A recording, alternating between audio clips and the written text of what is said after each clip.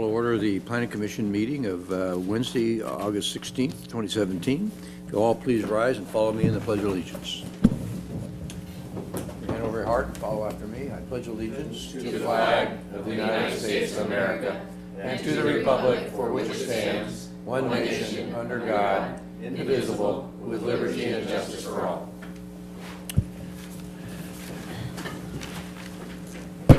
And would the city planner please call the roll? Yes, thank you. Commissioner Rulon? Here. Commissioner Blackwell? Here. Commissioner Talley? Here. Commissioner Brown? Here. Commissioner Crandall? Here. Commissioner Wu? Here. And Commissioner Smith? Thank you. We have no special orders of business tonight. We do have the next item on our agenda, which are the minutes of preceding meetings we've had. Is there any discussion or a motion to pass the minutes from the study session meeting of August 2nd, 2017? I'll make a motion to pass the minutes of the regular study session of the City of San Clemente Planning Commission of August 2nd, 2017. A motion by Commissioner Talley, second by Commissioner Smith. All in favor? Aye. Aye. All opposed? Passes 7-0. And now this is discussion or approval of the minutes of the regular Planning Commission meeting of August 2nd, 2017. Are there any corrections, discussion, or a motion? I got one question. Was it unanimous or was it 6-1? Did you vote against not enough open space? Oh, LaRonda, he changed his mind, I think, because of the park. Because of the right park. to the end. Because of the proximity of the park. Well, then I will make a motion to adopt the minutes of the regular meeting of the City of San Clemente Planning Commission, August 2nd, 2017. Second. Okay, motion by Commissioner Crandall, second by Commissioner Rulon. All in favor? Aye. Opposed? Passes 7-0. Oral and written communication. Members of the audience may address the Commission on matters of public interest which pertain to the city or are not otherwise on our agenda this evening. If you wish to speak, please step forward to the microphone, state your name and city of residence, and make your presentation. Please limit your presentations to 3 minutes. Do we have any cards, Madam Secretary? Now we'll go on. We have no items on our consent calendar, so we'll go to item 8, our public hearings, of which the process includes a staff presentation by the applicant, not to exceed 10 minutes, and public testimony. To facilitate the meeting for all attendees, the public is asked to limit their individual presentation to 3 minutes. Following closure of the public hearing, the Planning Commission will respond to questions raised during the hearing, discuss issues, and act upon the matter by motion. So item A on our agenda is General Plan Amendment 15331 and Zoning Amendment 17251, Housing Element Update and Amendment to the Emergency Shelter Overlay. City Planner Gregg. Thank you. Good evening, Planning Commissioners. Amber Gregg, City Planner. I'll be doing the presentation on this, but I have a lot of staff that has clearly helped along the way, including Veronica Tam, who just stepped outside for a moment, but is here to help answer questions. So with that, this item in front of you tonight is for the 2013-2021 Housing Element Update. The city has been working on this housing element since 2014. Our last housing element was adopted in 2011, and although we tried to meet the requirements in order to submit by the 2013, there were some impediments that had happened that did not allow us to do this, and so we've just continually been working on this in order to get to a point where it can hopefully be certified. So this planning period does actually cover from 2013 to 2021, and it should be noted that a 4-year midterm update is also required, and we'll go over that in detail in just a minute. So as I stated, the work had started on this housing element back in 2014, and the city did several things in order to help encourage public outreach and public participation, including having surveys and making surveys available to the public. We had a number of interactive workshops that were very well attended. We were very happy about that, where we would have residents put stickers up on areas of interest and provide comments. And then we also contacted our partners in the community, whether they're social service partners or affordable housing developers, in order to help get a better, well-rounded picture of all the housing needs for San Clemente. So the last time the Planning Commission saw this was in December of 2015. And at that time, the Planning Commission did recommend that approval for the City Council to submit the housing element to HCD. That was done in February of 2016, and our first submittal to them took place in February 16 as well. And since that time, Staff has been working diligently with HCD in order to try to get this to a point where HCD believes it's able to be certified. And what we mean when we say able to be certified is that basically the housing element meets all the statutory requirements of state law. HCD, which is the Housing and Community Development State Office, is charged with ensuring each city meets state requirements, and that's how you get certification for that. So we resubmitted on 4 separate occasions after that February date, which included January of 2017, March 2017, April, and the latest one was June. And from that June submittal, HCD did a review period on there, and on July 24th, we actually received a letter from HCD with conditional certification of the element. And the conditions in which for them to, in order to be able to certify, came down to 5 items. One, it has to do with program number 1, which is to make sure that the city actually has adequate sites in order to make our RHNA housing number requirement, which is 581 units. The city's actually been working towards fulfilling that goal, and I think we had said that there's just over 350 units left to develop of those RHNA numbers. The second one was lot consolidation. They really want the city to look at a lot consolidation program because it is harder to develop the smaller lots. And so they're looking at a consolidation program to help bigger lots in order to accommodate larger development, basically. Also, the affordable housing overlay is one thing that they would like us to continue monitoring. Zoning monitoring, and the most important thing to them was program 14, and that had to do with the emergency shelter monitoring, as well as a couple items identified by the city in the program that said that we would do in a timely manner and adopt by this fall. Being that it's August, fall's next month. So we have included those changes in your staff report tonight, and those are done as amendments, and we will go ahead and go over those in a second as well. So the amendments include 4 revisions to the emergency shelter overlay. Those were the specific ones of concerns, and so what we are proposing is to remove a 300-foot separation requirement if a shelter is being operated by the same operator.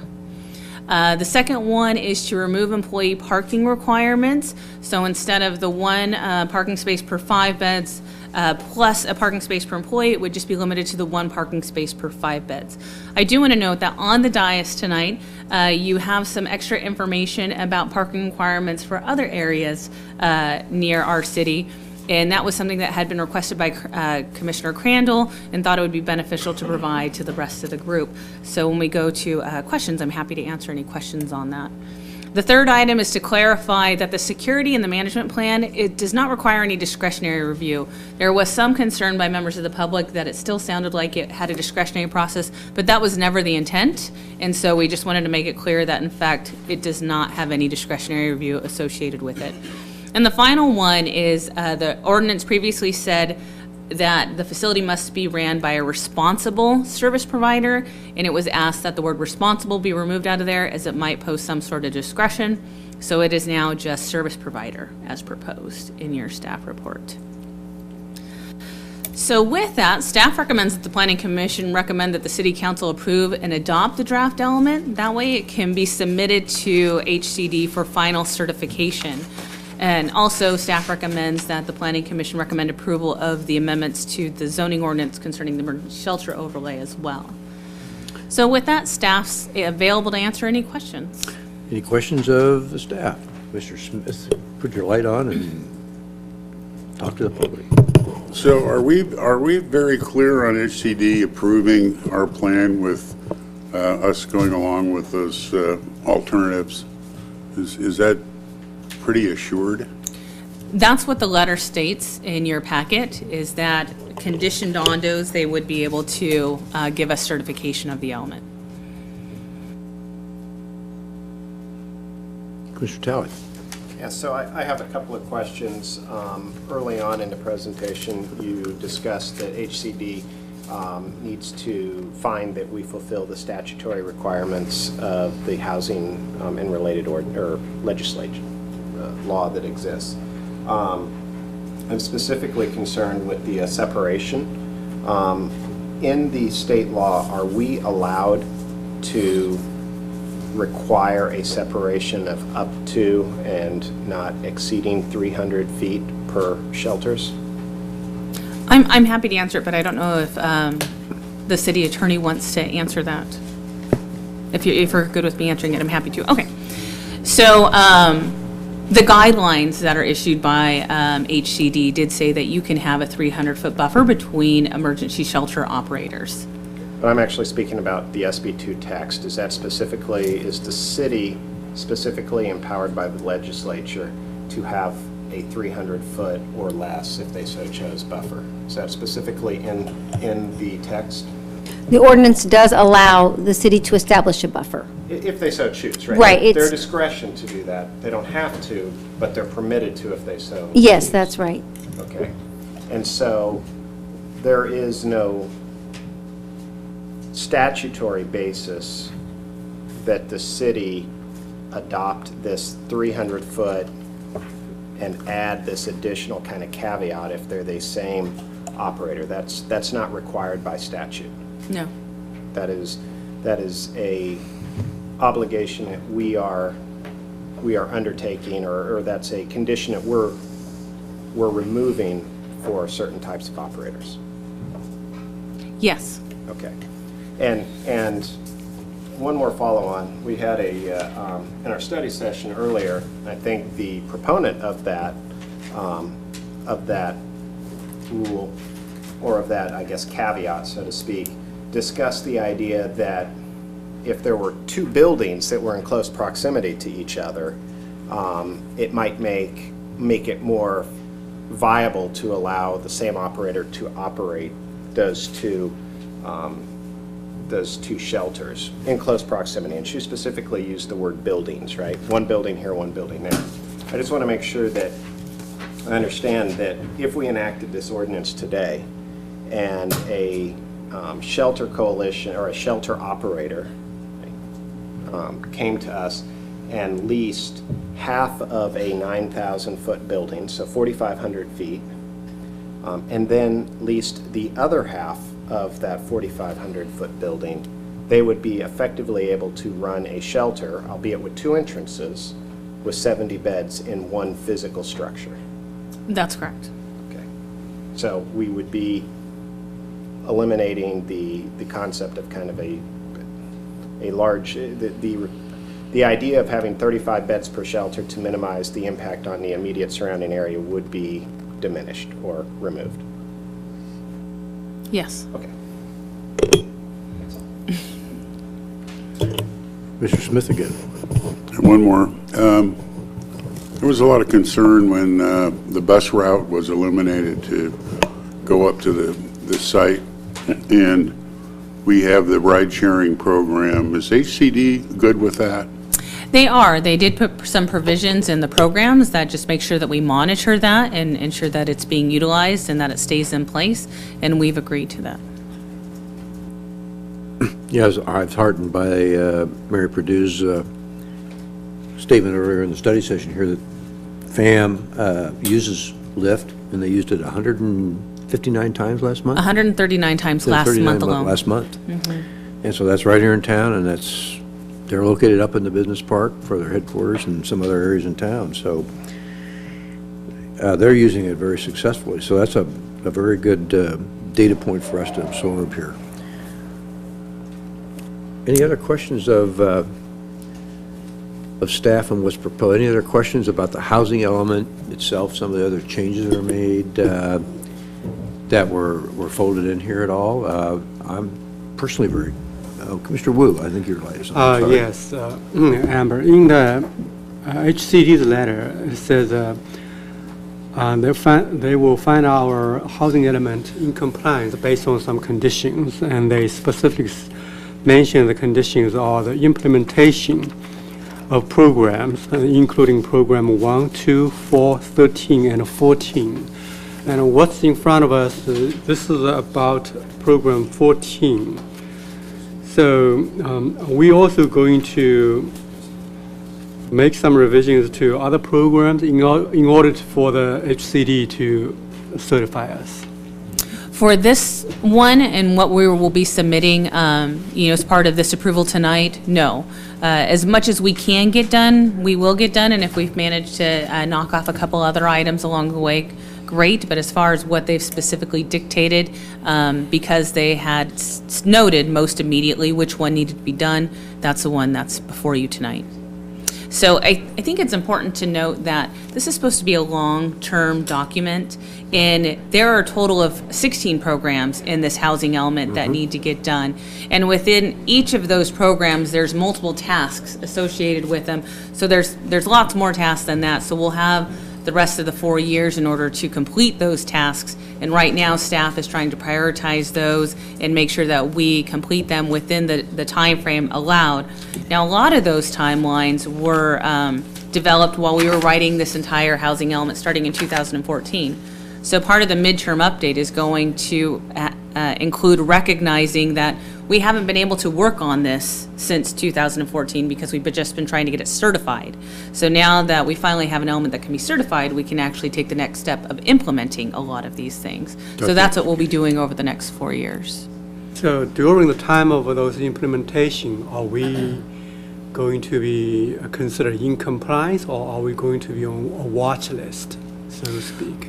Well, we'll be in compliance until they state that we're not in compliance, but the city has to submit an annual report on how we're doing on the housing element. So it is staff's goal to stay in compliance and meet those deadlines. Yeah. Okay, thank you. So, any other questions on the side? Everybody seems to understand the entire scope of what changes are. That's put out in the staff report as far as consistency, the general plan, the other things, most of those have been incorporated, I believe. No, reduce reliance on NC2, NC3, et cetera. So, so the basic housing element, I think, we don't have a lot of questions on here, I guess, what I'm hearing, or any more questions of staff at all. Anything you want to ask Ms. Tam at all, or any of the consultants as far as the housing element? Or is there anything else on the emergency shelter overlay situation we need to discuss, or questions of staff? Let me just ask one Certainly. follow-on question on the, obviously, I've got a concern about the 300-foot restriction, as we discussed earlier. Was that specifically enumerated by the HCD that you must place this caveat in order to receive approval of the of the housing plan? HCD did not make the requirement that that 300-foot be eliminated. No, they did not. That came out of public comments. Okay. That was the meeting. And I also heard today that it wasn't the one who I thought requested the 300-foot be removed. It was not the It shelter wasn't coalition. the coalition, it was a third party. That's correct.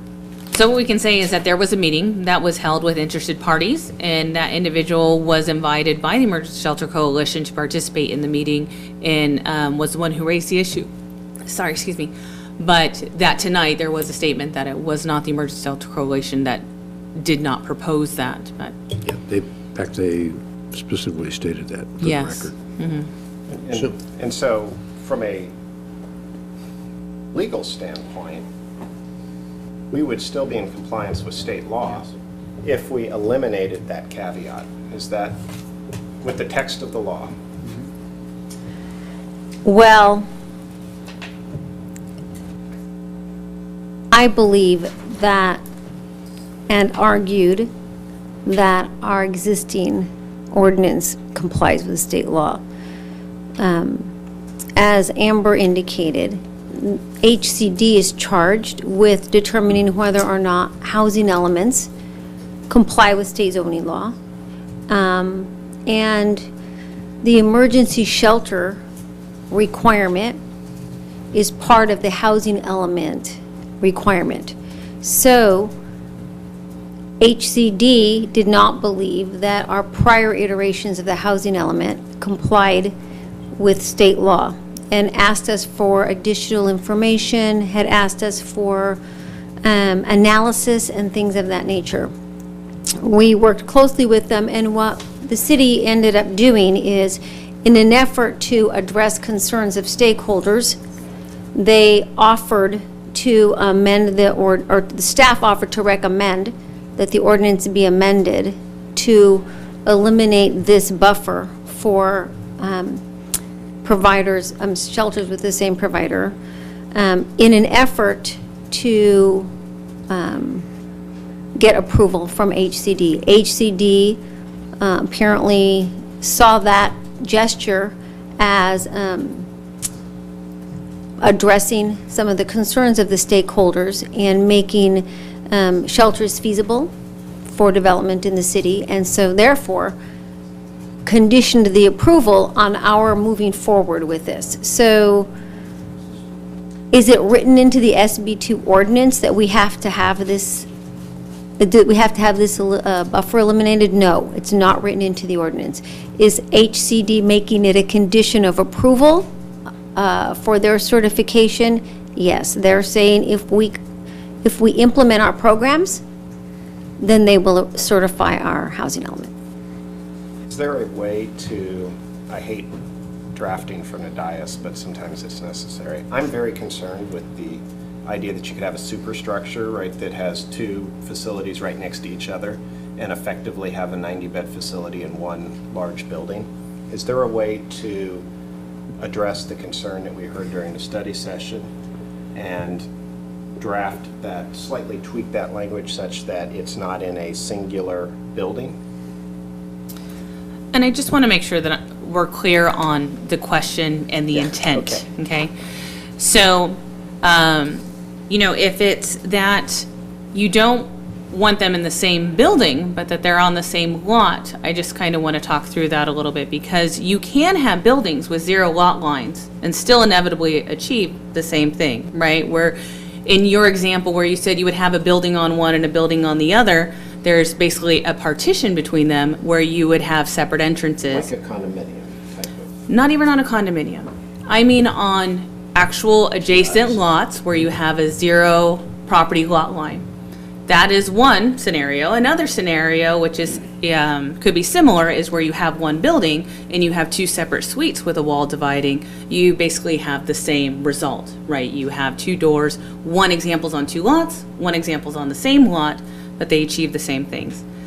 I think it's important to note that in looking at that, we're looking at the overall purpose of that 35 is to help with concentration.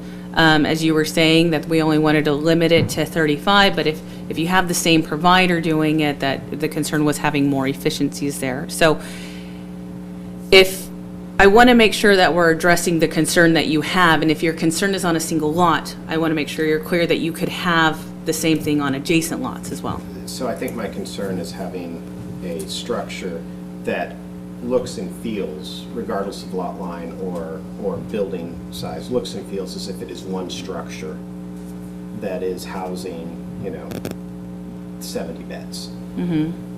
That's my concern. I don't know if we get there, and maybe that's a city council item that they have to try to address. But I think that's my concern. You can have you negate the intent of the legislature allowing us to place this buffer. And the legislature specifically gave us the right as a city to do this. Mm-hmm. Right? And now we're being told by an administrative agency that we I guess they're not saying we can't, but that they won't certify if we don't. So that's all. Mr. Black.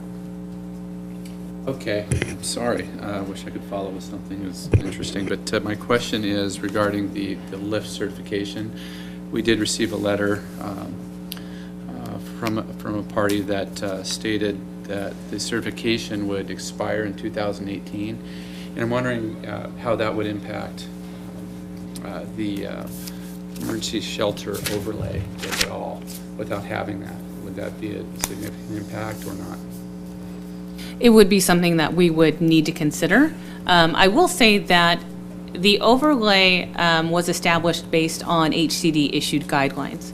And nowhere in the law does it say that you have to have transportation. What the guidelines say is that when looking for establishing where your emergency shelter zoning should go, take into consideration social services that are around it, transportation, that they are in areas that provide employment, so employment centers. And basically, the goal of that is don't put it out on the island where nobody can get you, make sure it's supported. And so this particular area was selected because it did have all those other elements incorporated into it with our social service providers. We have a facility nearby that offers medical, dental. We are fortunate enough to have the pilot lift program. And I say that because it is a pilot program. I believe it is up in 2018, but that does not mean that it can't be renewed. So I think as we're all finding, parking and transportation is very dynamic, and there are lots of solutions coming up, so we want to make sure that we'll watch it, but we don't want to peg everything on one thing. Okay, thank you. I'd like to state also for the record that we did receive a letter from the Orange County Yes, thank you. Shelter Coalition today, dated yesterday, from Connor, Fletcher, and Hindenkamp. It's an extensive document that we all have been provided copies for on the dais and received electronically 2 or 3 hours before the meeting commenced. I guess my comments, and I've had some concern, and I emailed you, I think, also a couple days ago about this particular 300-foot separation, and that we were, to put it simply, the Planning Commission deals in land use issues, and this 300-foot buffer waiver for a single owner is a kind of an economic adjustment to a land use issue. To me, I thought we were starting to step on dangerous ground. We're not empowered by state law as a commission to deal in economic issues. Only that is only held by the council, who can obligate the city in that way. And so that's been my concern since when I had a conversation with you Monday, that I know that there's an expectation that, because this was offered, I guess, that in which we, the commission, were not a part of, but I'm very uncomfortable that we are we're trying to provide an economic solution to a potential provider's problem, rather than purely a land use zoning issue that the law requires us to do, and which we, the Planning Commission, are empowered to do and chartered to do as far as making recommendations to the council. So that's where I'm kind of coming from, and I'd like somehow you can make me feel comfortable with this particular expectation, because I think we're on a dangerous, slippery slope. We're on thin ice, and I think we're on this, are we across the line as far as what we are legally chartered and allowed to do? Okay, thank you for the opportunity to respond to that. As Amber indicated, HCD is charged with the responsibility of implementing the zoning laws as it relates to housing elements. In connection with that, they issued guidelines on how agencies can comply with their obligations under the SB2. And in the guidelines, they indicate that the goal of these regulations and the goal of the ordinance, as HCD sees it, is to develop regulations that encourage the development of emergency shelters within a jurisdiction. And so while one might interpret removing the 300-foot barrier as focusing on economics as opposed to planning, I would suggest to you that the planning agency, HCD, would say that removing this barrier is one way to encourage development of an emergency shelter housing facility in the city of San Clemente.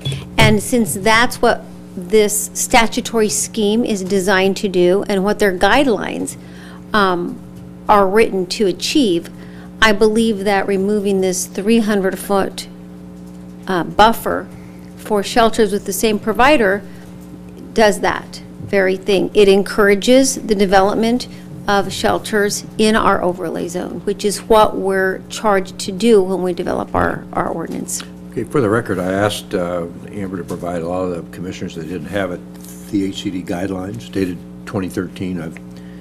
I had one from 2013, and I needed a fresh copy here. But in this particular guideline, they also allow establishment of separation. So would you please Well, they're not necessarily. enumerate that conflict? Right, they're not necessarily inconsistent. The notion of a 300-foot buffer is designed to allow the city the flexibility to address potential land use impacts resulting from the location of emergency shelters. So it does give the city the opportunity to address those issues. I think the goal underlying eliminating that buffer is an attempt by the city to balance the need to address potential impacts of a concentration of shelters with its obligation to encourage the development of shelters.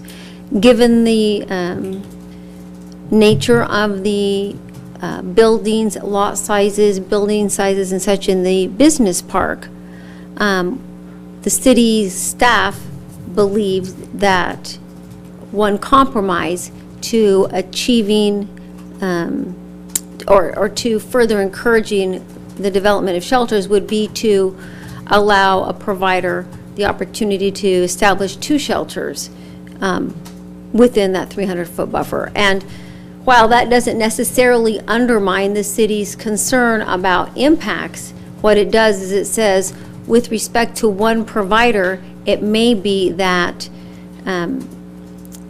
we're able to establish these shelters and still hopefully address some of those impacts.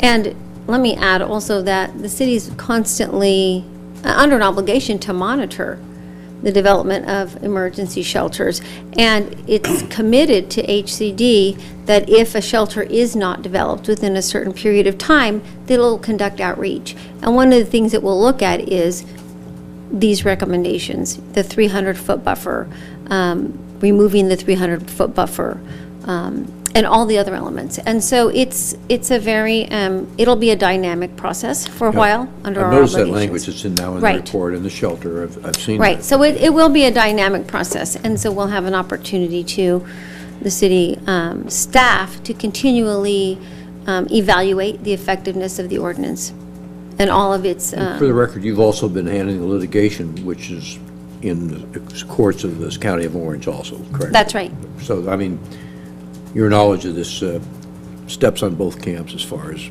where we're going here and the other parts of it. Right, right. Okay, Commissioner Crandall, you have a question? Yeah, and I think we had this discussion the other day, and Mr. Talley picked up on it also. We set a limit of 35 beds to a shelter, and I have seen no indication from either HTC or any potential shelter operator to contest that 35 bed. Is that correct? I believe that the Emergency Shelter Coalition's correspondence, I believe that it continues to urge a higher bed count for But the HTC shelter. didn't buy into that. and But make it's that not a requirement, that's right. But in effect, and this is, I'm repeating things that have already been said, in effect, taking the 300-foot limit away says, okay, you can have a 70-bed by one operator. Maybe there's a wall between it, but we're saying there's a 70-bed building, and we got ourselves in a catch-22 because we've already somewhat committed to HDC at a meeting saying, yeah, we'd go ahead and put this in, but I feel we just doubled the density in a small area of beds. And there might be some other problems if, are we eliminating competition for services by saying one operator at one location can have 70, okay, there's no other ability to have another shelter that can be approved without discretion by another operator. So they've kind of then we have a new count made in the future that says, now we need 90 beds. Well, nobody's going to go in there and build a 20-bed facility. So how do we get those 20 additional beds? Does that mean we have to concede to this existing facility and say, oh, you can have 20 more beds because we can't get them any other way? Now that gives us a 90-bed facility. So I think there's more involved here than just the 300 feet, that having them separated may have many more benefits than the eliminating of the 300 feet. Because we're going to have counts that change over the years, and we Right. have to make, and that was what was nice about 35 beds here, 35 beds here. Right, right. We could spread out that new count between multiple facilities and not have the density grow in one location. Let me respond in this fashion. Even with the 300-foot buffer, theoretically, if the unsheltered homeless count went up to 90 beds, and you had 2 shelters operated by independent providers, 600 feet apart, to make 70 beds, you would be facing the same dilemma, which is you're 20 beds lower than your count, and you have the 35-bed limit, so you're facing the same dilemma, which is, would a provider come in and only put in a shelter for 20 beds? And so the purpose... Except that we can spread them out further.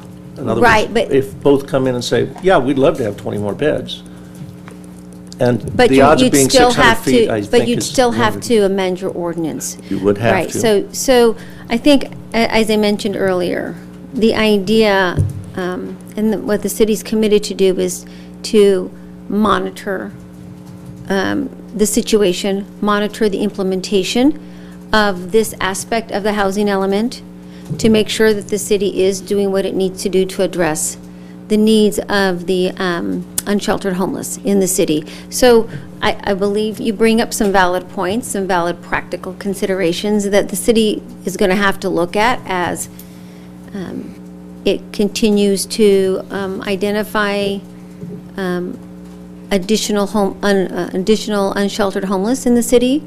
And, you know, at this point in time, we're looking at a document in the abstract, and I think planning staff has done a great job of trying to anticipate what can be built there and how it can be built. But HCD has asked for, and the staff has committed to continually look at that. If, I believe it's December, correct me if I'm wrong, the city hasn't seen any interest in operating a shelter in that area, it's committed to reach out to providers to find out what's going on. And so it's a very dynamic process. And so you do bring up good practical considerations for the future, and that's why the city's committed to continually looking at the process and how it's set up its ordinance. Commissioner Blackwell? Thank you. If we go back into the discussion from a previous meeting, one of us had asked a question about point-in-time count and how that relates to the population, if there's a consistency or a correlation at all. And I think the number was, as I recall, 1 to 1.5% typically of the unsheltered versus the total population, and that would grow or decline as the population increases or decreases? I think in the future point in time count for the homeless population, the city, I think, is requesting that the county to provide specific numbers for the city of San Clemente. The last time, unfortunately, what we the data that was provided by the Orange County Homeless Coalition did not have like detailed information, and the only way that we were able to find a number for the city of San Clemente is use a methodology that the state has accepted before, which is proportional to your population in relation to the countywide population. But I do believe in the future homeless census, the city is requesting specific information for the city of San Clemente, so you will have numbers that are not based on proportional estimates. I see. Okay. I'd also like to add to that, when we went through Thank you. this SB2 exercise the first time in 2014, the 5 or 6 meetings that had hundreds of people in here, we had that percentage approach, but we also had Officer Joe Bull, who's since moved on in the Sheriff's Department, who is assigned by the police chief then to be a community outreach to the homeless. And so we drew on his expertise a lot too, of walking the brush and knowing where the locations are. So we used his independent expertise also as a number, which correlated very closely within 3 or 4 or 5 people with that percentage basis. So we actually triangulated the number that we evolved, and then we took that and actually upped it about 5 people. I think it was 60 to 65 was the number, was the percentage, and Officer Bull's estimate of, knowing the people himself personally and walking the territory. And then we, to be conservative, we actually upped that about 5, and we wrote, and that's how we got to 70. So there was actually, I feel, we used a multiple kind of a community input source in addition to the county percentage, just to make sure the record's clarified for that. And to add on top of that, we also verified with FAM, since they are Yeah. our hub for homeless prevention and services, so we actually used them as well, and they verified the 70 It also. was an interesting experience go with Joe Bull up the canyon from Presidio up to Lowe's up there in the Pico Valley. It was an interesting hike. Let's see, Commissioner Talley, you've been waiting patiently. So I just wanted to follow on with your comments, which I think were actually very, very on point, which is our charge is land use, not the greater, I guess, policy decisions that may weigh in on whether or not it's in somebody's economic interest to be able to operate a single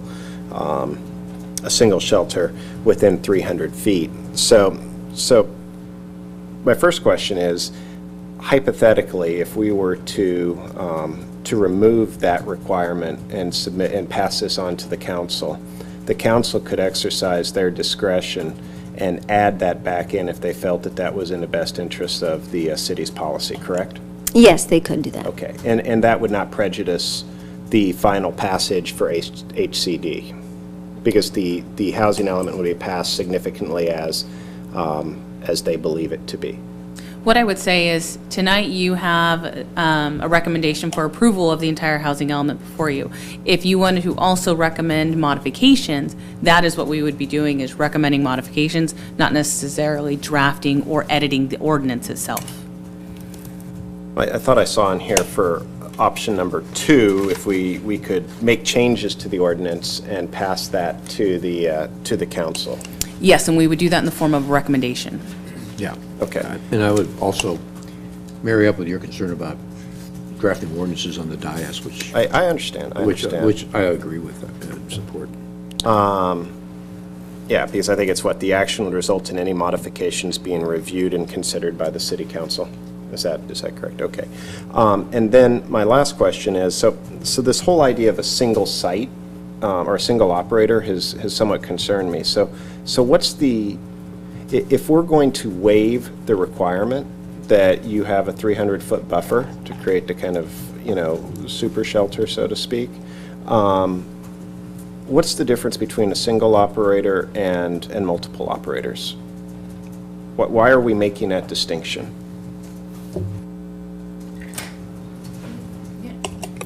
Because that was what was requested. It was not requested for multiple operators, so because the request was for a single operator, that was the one that we had said we would propose.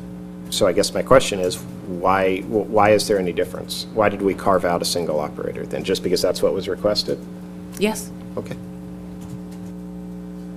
Mr. Smith, you've been very patient. I am very patient. I think as we dig into this, This is starting to become a different kettle of fish But in my we're mind. not in discussion. You have a question of staff? Well, my question is, I thought that this was stuff that we really needed to buy into from HCD in order to get past this. And I think we were all willing to do that. But all of a sudden, this 300-foot separation issues has come up. And now we're hearing that, no, that didn't come from HCD, that came from somewhere.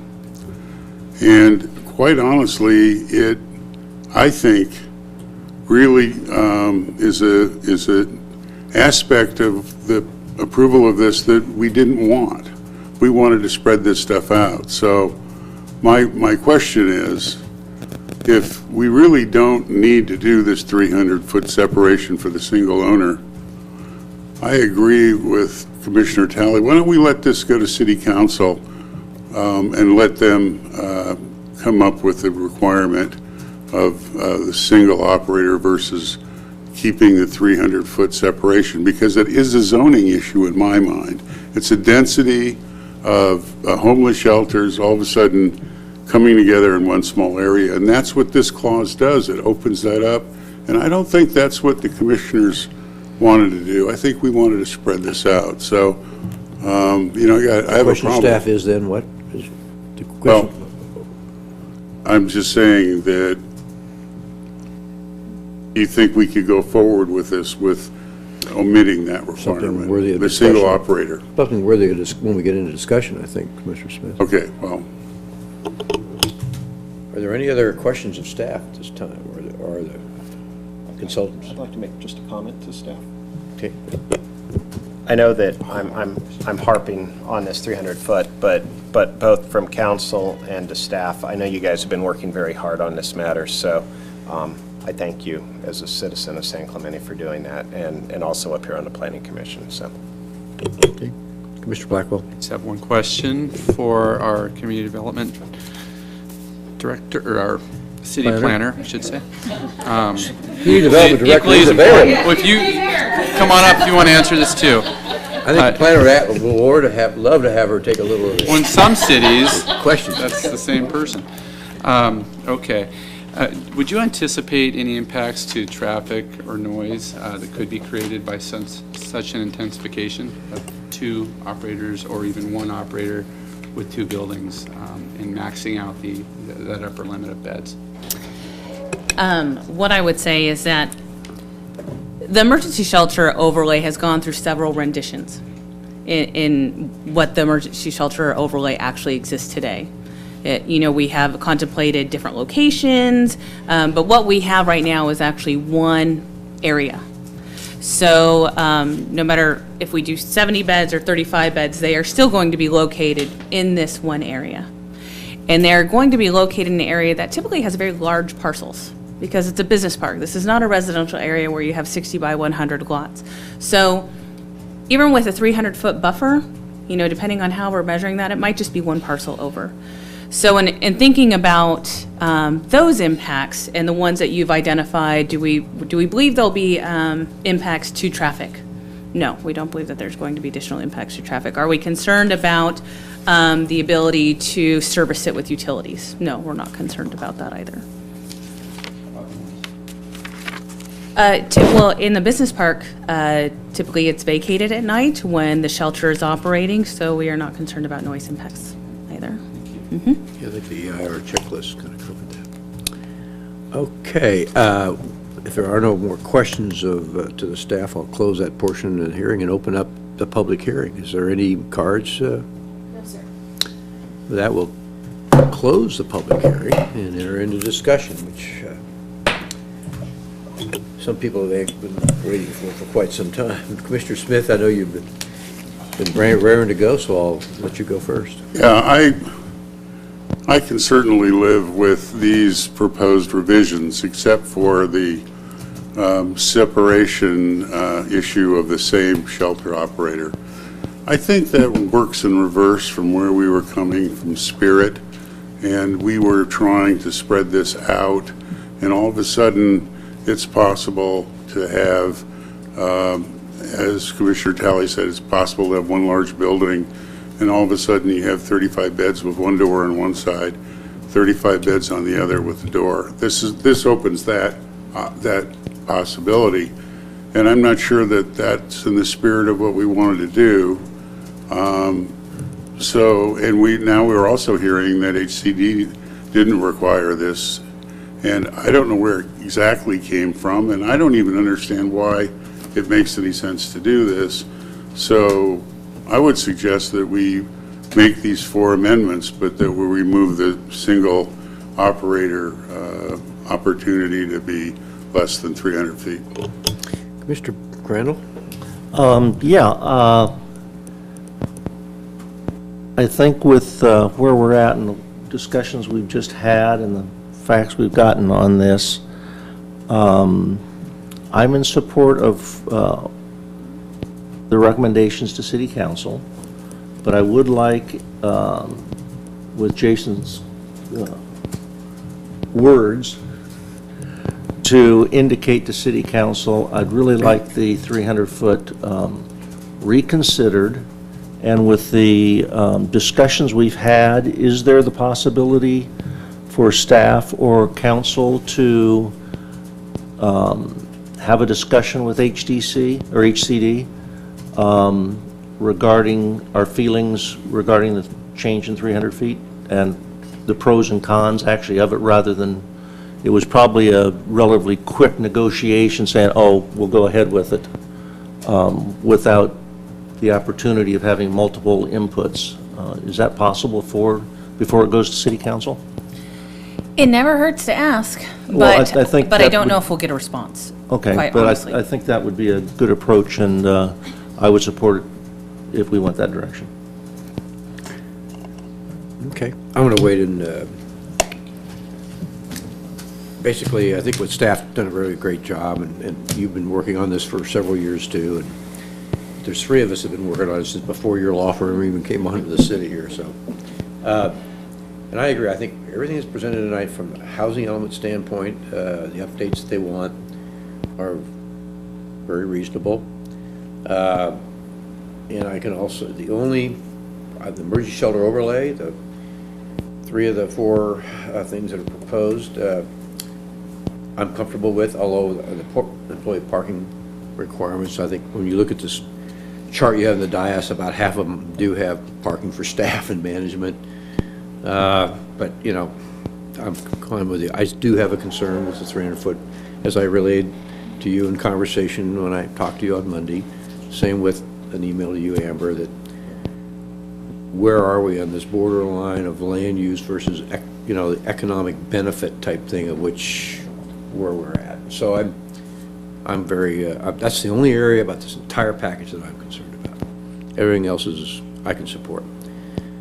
With that, Mr. Ruland, you've been waiting patiently all evening. You were here starting in 2014, so your turn. I've been waiting on this issue for a long time, huh?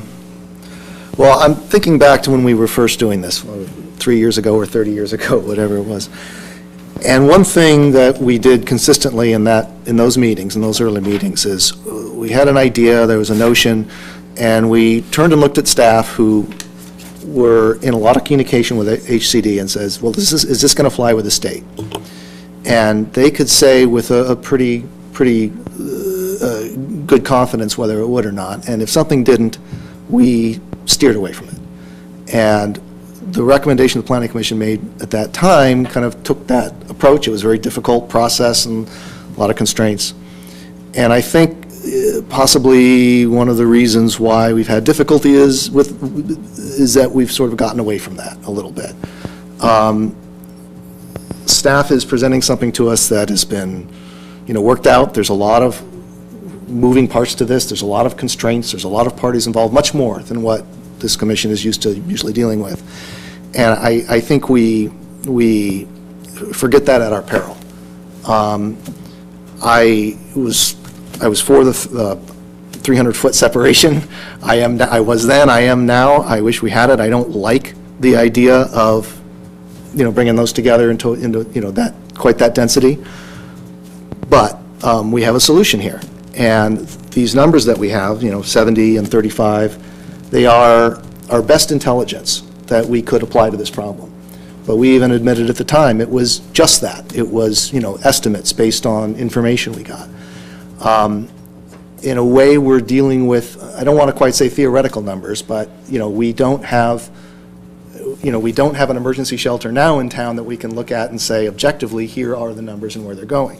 What we do have as part of this element, though, is monitoring programs, so that as the years go by, we can take a look and we can say, this is how these are working out, these are how the counts should change, this is how our zoning might need to change to accommodate the businesses, to make sure that the shelter, can be a viable entity. Because there's an assertion from some people that 35 beds isn't viable. I haven't seen where that wouldn't be the case, but I'm not an expert shelter operator, but that's their contention. I'll say, too, that in this question about providing economic solutions for a particular operator, yes, we don't do it for a particular operator, but a great deal of land use is about, for instance, defining areas of a town where businesses can be successful, where residents can be successful, where we have certain densities. So our job is to pick and choose that sort of thing. And so I think in this case, we're required by the state to emergency shelter. Our good faith effort has to be at least to say, where can someone operate? So given all that, given the work that's been done, the constraints, the risks that we have if we say, no, we want to set this aside, something that is part of one of our conditions of approval. Usually we provide conditions of approval. Here we have to, look at adopting it ourselves. If we say, don't do this condition of approval, if our job is to give our best intelligence to City Council, is that going to be our best intelligence? Is that going to be the best way to say, this is the way we can move forward with it and, monitor this and make sure that we kind of get through this arduous process that we've been going with? So I think we should think about that. This is our job, is saying that something that we legally have to, make sure is viable is in fact viable, and that we are probably what's going to do that more than anything else, assure that are these monitoring programs that are going to give us real, actual numbers and let us make good, objective decisions. So even though I'm not at all comfortable with kind of giving this what I would think is kind of a loophole to a single operator, I think it's still a workable solution. And I worry that 70 beds will have a much more negative impact than 35 beds, but we still don't know for sure. We think it will. I'm worried about it, but the monitoring programs are probably going to tell us for sure.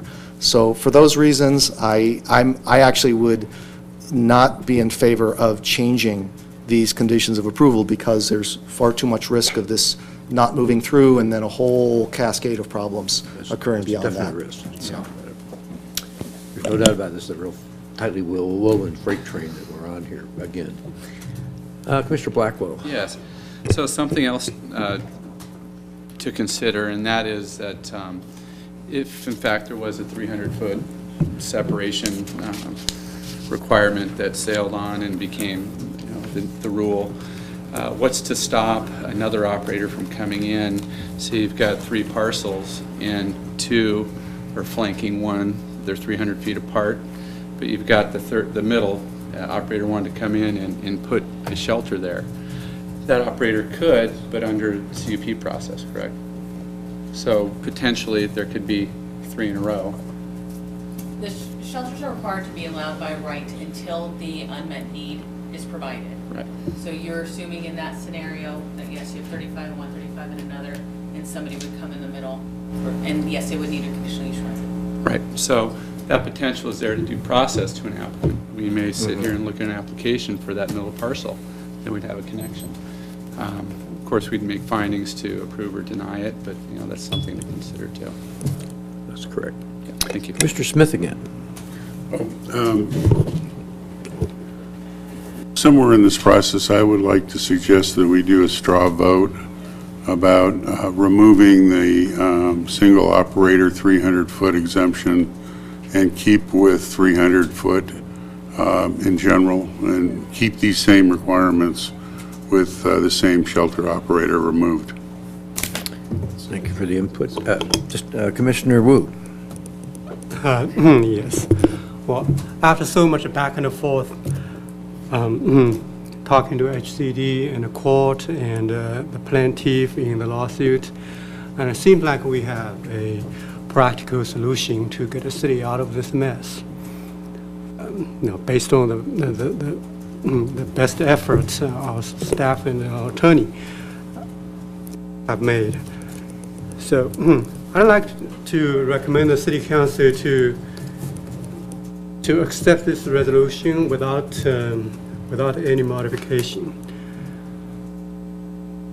Because one thing I'd like to talk about is a lot of time we say, oh, we're a local city, we have the police power, we can do what we want. But the reality is, the city's police power of land use coming from the state. The state delegated those to the city. And for a few exceptions, such as coastal issues, such as housing issues, and the state withheld those powers, and they don't fully release it to the local jurisdictions unless we get certified from the state agency, such as housing element, and such as coastal element. So in this case, we have a lawsuit, and the court is the final arbiter. The court sided with the plaintiff, and we all agreed to submit it to HCD as an expert to make a decision if the city's housing element is in compliance or not. And sometimes it's hard to admit and painful to concede, but the reality is our housing element has not been in compliance for a long time. So I think if the staff and attorney feels confident that by doing this, we can get HCD to certify our housing element, then I cross my finger that the HCD will certify it. Then after that, I cross my finger that the court will lift the injunction to prevent further damage to our city, economically, reputationally, all of that. I think the city has much more important things in front of us. The city is facing an existential threat against us. There are more important things for the city council and the people to face. And my recommendation is this is the right thing to do anyway. Do the right thing, it's in the right direction, and get a settlement somehow and put it behind us. Thank you. Very well said. Commissioner Crandall. Couple of things.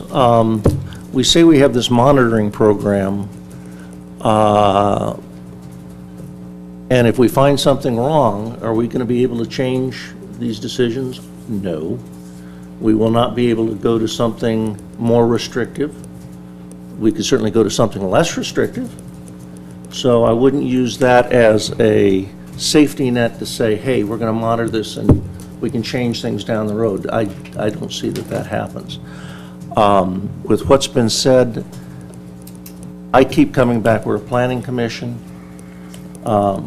We should make a recommendation to the city that is the best planning decision we can and give them the latitude to say, we don't want to take that risk. We want this passed now. We're going to go with HCD on this one and go with the removal of the 300 feet. But I think as far as a planning commission, we're supposed to give the best planning decision, and I think the best one is to recommend it's not there, but it's not up to us to decide the risk to the city of whether it's a good decision or not. That's city council. And so I'm fine passing this on, but I still think we need to have city council consider 300 foot and the risk it takes in not doing it or eliminating it. Mr. Talley, you've been very patient. Thank you. So I would like to echo what Commissioner Wu said, which is the state gives us our power. In this matter, the state specifically, in its statute, enumerated the city with the ability to place a 300-foot separation between shelters. Very specifically carved that caveat into the law. And as such, we have the discretion of whether we implement that or a restriction that is less than that or no restriction. That is our land use decision. And that's what we're here today to talk about, is land use decisions from the Planning Commission. The political reality that you speak of, while it may be the right political reality, is one that needs to be made by our elected leaders, which is the City Council. And if they choose to look at the 300-foot separation requirement for a single operator as a way to end litigation and as a way to move forward, then that's what we elect them to do. That's not what we're here to do today. We're here to take a look at satisfying the legal requirements underneath state law for land use, and in this case, emergency shelter overlays. I am comforted by the fact that if we were to pass an ordinance or a recommendation here, the City Council has the ultimate ability to change, modify, alter, or ignore any of the comments that we put forward. And so, with that, I'd like to make a motion to adopt an ordinance of the City of San Clemente, California, amending... Are we through the discussion yet? I can make a motion. Mr. Rulon has got his light on over there. We can do a discussion on the motion. I'd like to hold on the motion just a Okay. minute and have Mr. Rulon make an input if he could.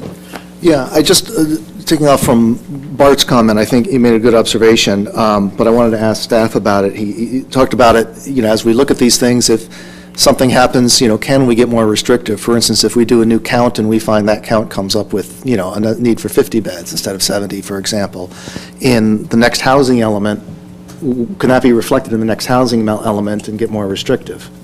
So what the city has agreed to is the point-in-time count happens every 2 years. One was done in 2015, and one was done this past January again in 2017, and we're waiting to hear those final numbers, but we've been told that that 70 is still a good number for us. As part of the monitoring programs, we have said that every 2 years, we will recertify our unmet shelter need based on that point-in-time count again, as well as collaborating with police and social service providers. So yes, theoretically, that number could go down, and then our unsheltered need would also go down, and that would be the new number permitted by right. And when it comes to things like counts, I know the way we did it last time, it was, we extrapolated and estimated because that was the best tools we had available to us. Expert But, testimony. for instance, we could run our own counts, find a way to run our own counts to get accurate, to get more accurate, for instance. That's a possibility. That was, but luckily this year that the county eliminated that need because we were able to pay in order to have our own city designated count. So this result of the point in time will actually have San Clemente specific data. The number we're expecting, you're saying? Yes. I don't think that's been released yet. I haven't seen it yet, but Okay. we've been told So the last- 70 is still a good The count number. last January, was a San Clemente specific? It was. Okay. One last question of the Assistant City Attorney tonight. Because you have been intimately not only involved with these deliberations between staff and HCD, but have been intimately involved with the court lawsuit. Is there we've kind of separated that in a way, but is there an implied connection there with this 300-foot thing from the legal arbiters of Santa Ana, so to speak, from your expertise and your viewpoint? Well, on the litigation side, the court concluded that the city's housing element did not comply with state law, and on that basis issued an injunction. And the injunction remains in place until such time as the city has complied with state housing law and has a valid housing element. It's the city's position that once we have a certified housing element from HCD, that certification representing HCD's conclusion that our housing element complies with state housing law, that will be a sufficient basis to request that the injunction be lifted, because we will then be in compliance with state law. The court has indicated in prior proceedings that he would find certification by HCD extremely persuasive in his This determination. includes the latest iteration through the courts in the last month or so also, as far as the the Miramar Theater and all that stuff? We have not litigated that Okay. issue. It's pending. Okay, that's a whole separate, It's the same lawsuit. It's one lawsuit, but there is an issue relating specifically to the Miramar Theater approvals that has been raised in the context of the bigger lawsuit, and specifically whether or not the city was permitted to approve the Miramar Theater development approvals in light of the pending injunction. That's a separate issue Okay. from the housing element gotcha. Thank you. compliance issue. Okay. I wonder if there's any connectivity to it all to make sure that we. One case number, but different issues. Okay, thank you. And if I could, one more data point, if there's no one else with their buttons on. Mr. Talley's a very patient person, I know that, so go- I please am go very ahead. patient. Yeah, I mean, just very quickly, I mean, you're right, it's our job to identify the best land use solutions that we can, but it's also our job to do so in compliance with state law. And what we're getting from the HCD is, this is how you are compliant with state law. That they're telling us that. So, again, if we ignore that, we do it at our peril. Okay. I think we've exhausted the discussion areas, and Commissioner Talley, I would. what you'd like to do is make a motion for a straw vote? No, I'd like to make a motion to approve an ordinance of the City of San Clemente, California, amending subdivisions D1, D5, E1, and E4 of the Section 17.56.100 of the Chapter 1756, Title 17 of the San Clemente Municipal Code relating to emergency shelters, pursuant to an addendum to the previously certified San Clemente Centennial General Plan Environmental Impact Report, State Clearinghouse Number 201304121, and strike the language on Section 2, subparagraph 1, provided, however, that this standard shall not apply where homeless shelters proposed to be located within 300 feet of each other are operated by the same social service provider as defined in subdivision F.3 of this section. Before we move on, do we need to do resolution number 17-024? That's first? exactly the one I'm trying to get Well, to there. you should have gotten me to that. I just- 2-4. Well, You can vote on both separately. You don't need to read them at the same time if you want to take a vote on that one, specific to the housing element. Let's vote And the on other this one, Let's do the housing element first. Let's Don't make me Then- read that all again. then, a separate. word of discussion before we vote, if we're about to vote? What word of discussion is that? It's that, I just want to make it clear that if we're not supporting these conditions of approval that the state has told us are necessary, then while I agree with the housing element as a whole, I can't support passing this on to city council with a recommendation that I feel is not going to pass muster with the state. First, I think. We can have a separate motion Yeah, We can, yes. to adopt it without a modification. I'm sorry, say that again? We can have a separate motion to adopt this resolution without a It modification. doesn't pass. Yeah, that's true. First off, we have two things we have to vote on before us tonight. First one is basically the housing element itself, right? 17-024.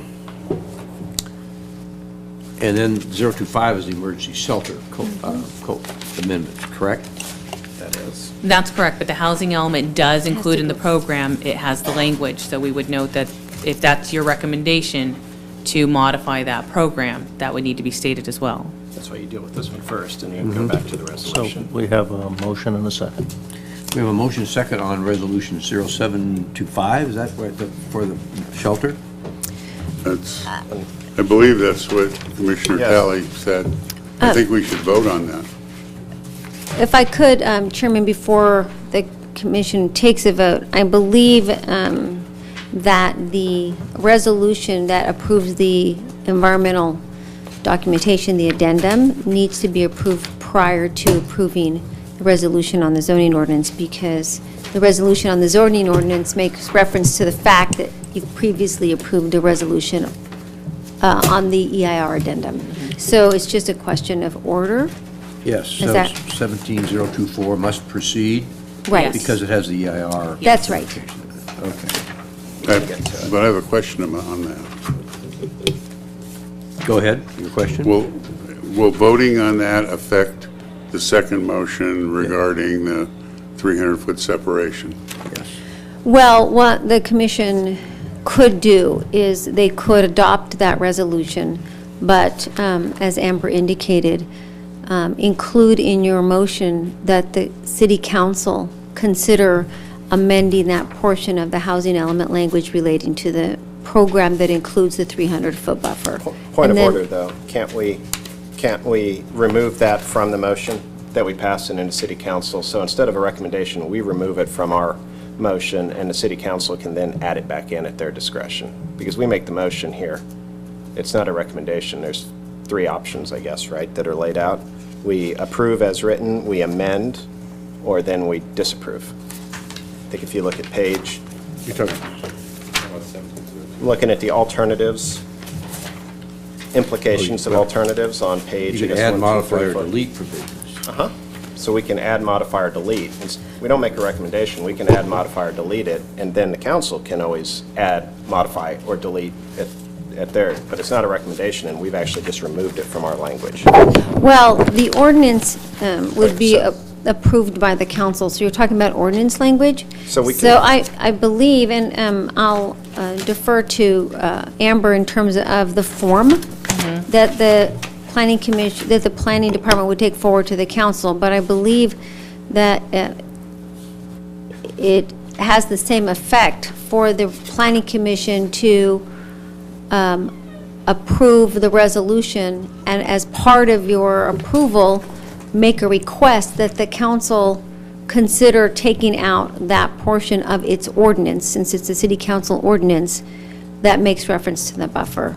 It's the same effect, and in effect, what you're saying is, we're recommending that you consider this, that you approve this ordinance, but without the 300-foot buffer. So it's really a matter of form, so I'll defer to Amber on how you take it forward to the planning, to the city council, but I believe it's the same effect. It is the same effect, and I think I want to make clear that what you're doing tonight is still a recommendation. Understood. Regardless. It's still a recommendation, but as far as, taking it forward, staff will make sure that it's clear that that is part of your recommendation versus what staff had recommended before it. And as a practicality matter, I think that I would prefer that you make the recommendation and not modify the ordinance. Okay. That just makes things a lot more complicated on a staff Ordinance clerical modification side. on the dais is very risky. Well, I have a suggestion on the 300-foot issue here, because we can reflect that by a straw vote. We can do a straw vote Yeah. and put it in a minute, and that reflects the different opinion on whether we should eliminate, whether we recommend the city council to eliminate that 300-foot issue. Yeah, But and we staff still can recommend the communicate to city them. council to adopt it, but a separate That'd probably be a straw better vote way to do it would- with a straw vote. Well, we can still. Wait a minute. This is drifted off the course. What we're saying is, we're not disagreeing with this recommendation. We're saying that the 300-foot separation is the decision of the city council and not us. So I think we want to approve this amendment with the caveat that the city council approve or disapprove the requirement number 1 for the separation of same shelter operator. Yeah, and point of order on that, remember, we have to do a finding under this resolution, and the finding, one of the sections is the proposed amendment will not adversely affect the public health, safety, and welfare.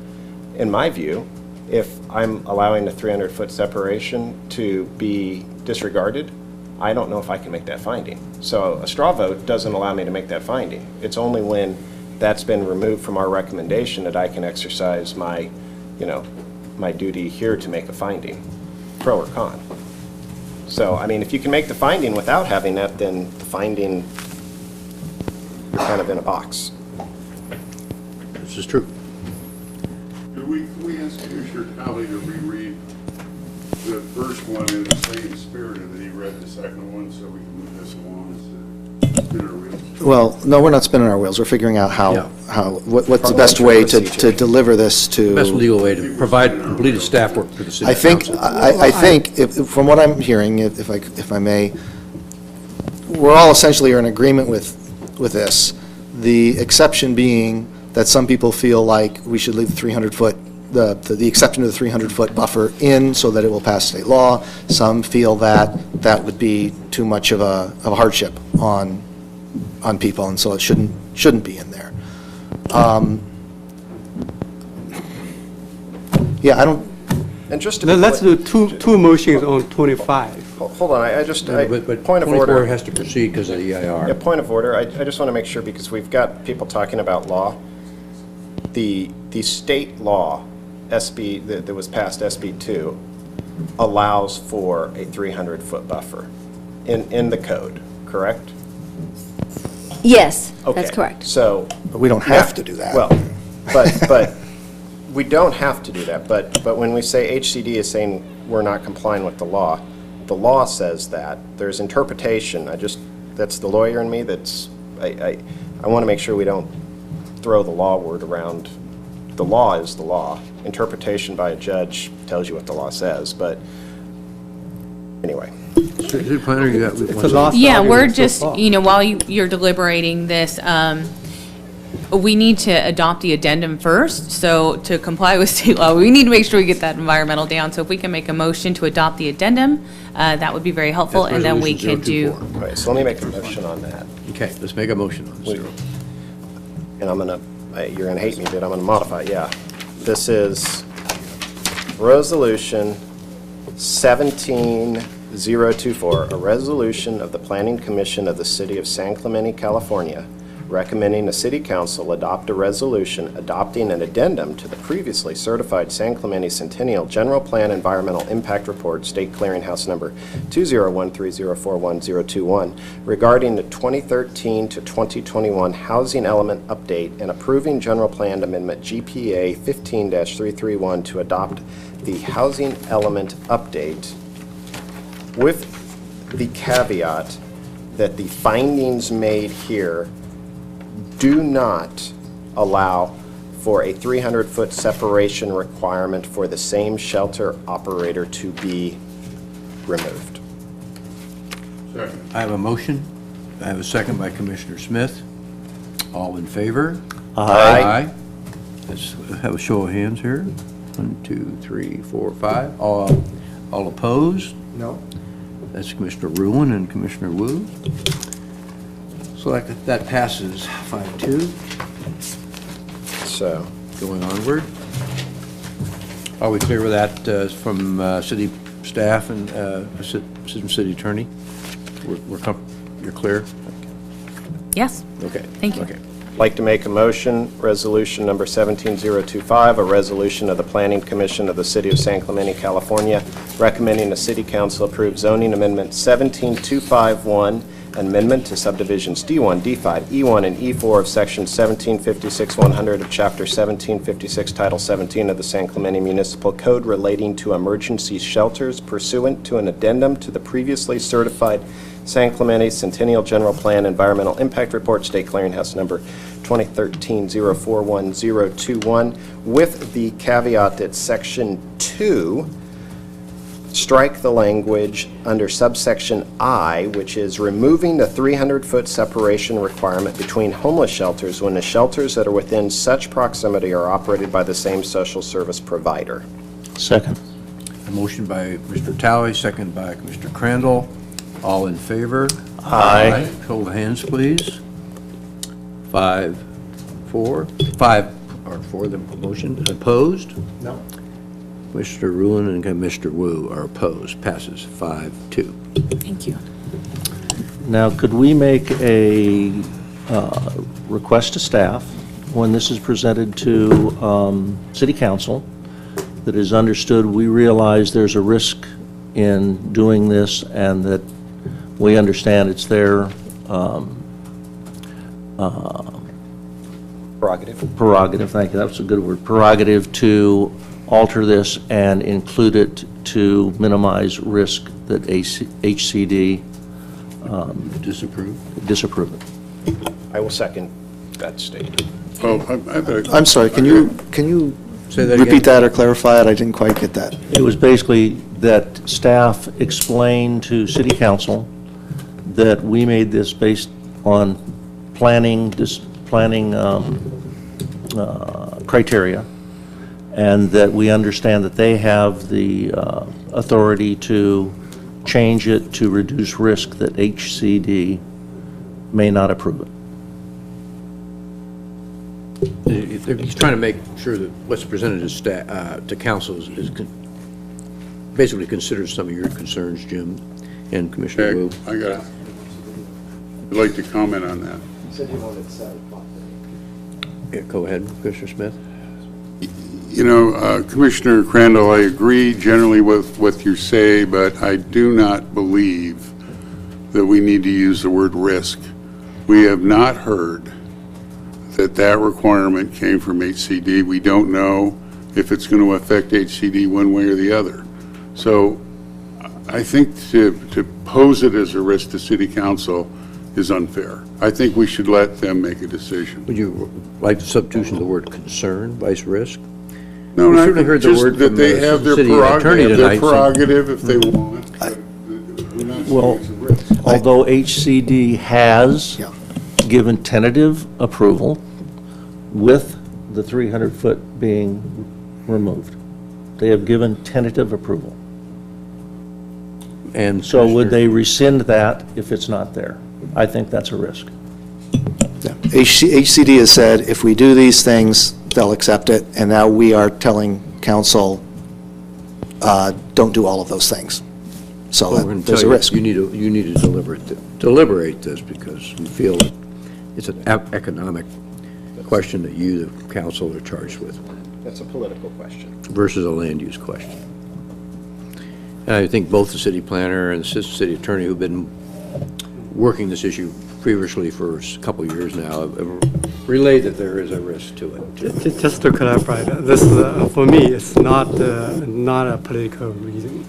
It's from planning consideration, that I truly believe that we should do this. We should eliminate that 300-foot separation requirement to make it easier.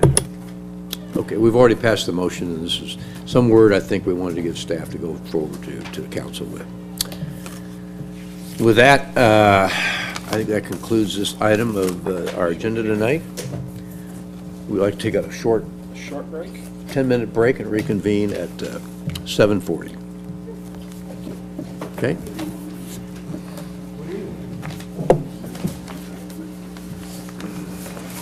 Up next will be Pasadena Courthouse.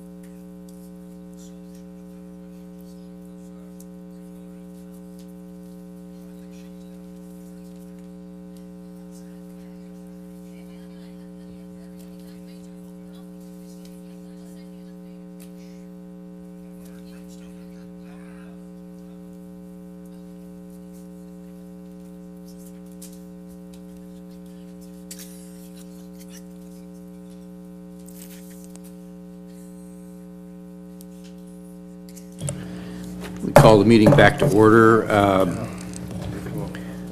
And we have a late request here due to some timing issues. And I'd like to reopen. I have a speaking card for a general lady who wishes to speak to us under oral and written communication. She came to the meeting late. So I'd like to open item 6 back up. And someone wants to speak to the commission on matters of public interest which pertain to the city that are not on our agenda tonight.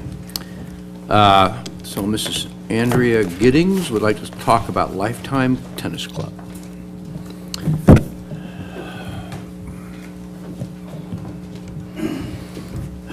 Hi, my name's Audra, and I am just a concerned citizen about what's going on with our tennis club. It's been almost 2 years since Lifetime bought the club, and nothing has even started. I know they resubmitted new plans, and we're just frustrated. We feel like San Clemente prides itself on being a hometown community, and the town has completely devastated our tennis community. We had people going to Newport, Mission Viejo, Laguna, our children, and it's really unfortunate. It's very sad. So I'm just here to kind of see what's going on, get some communication.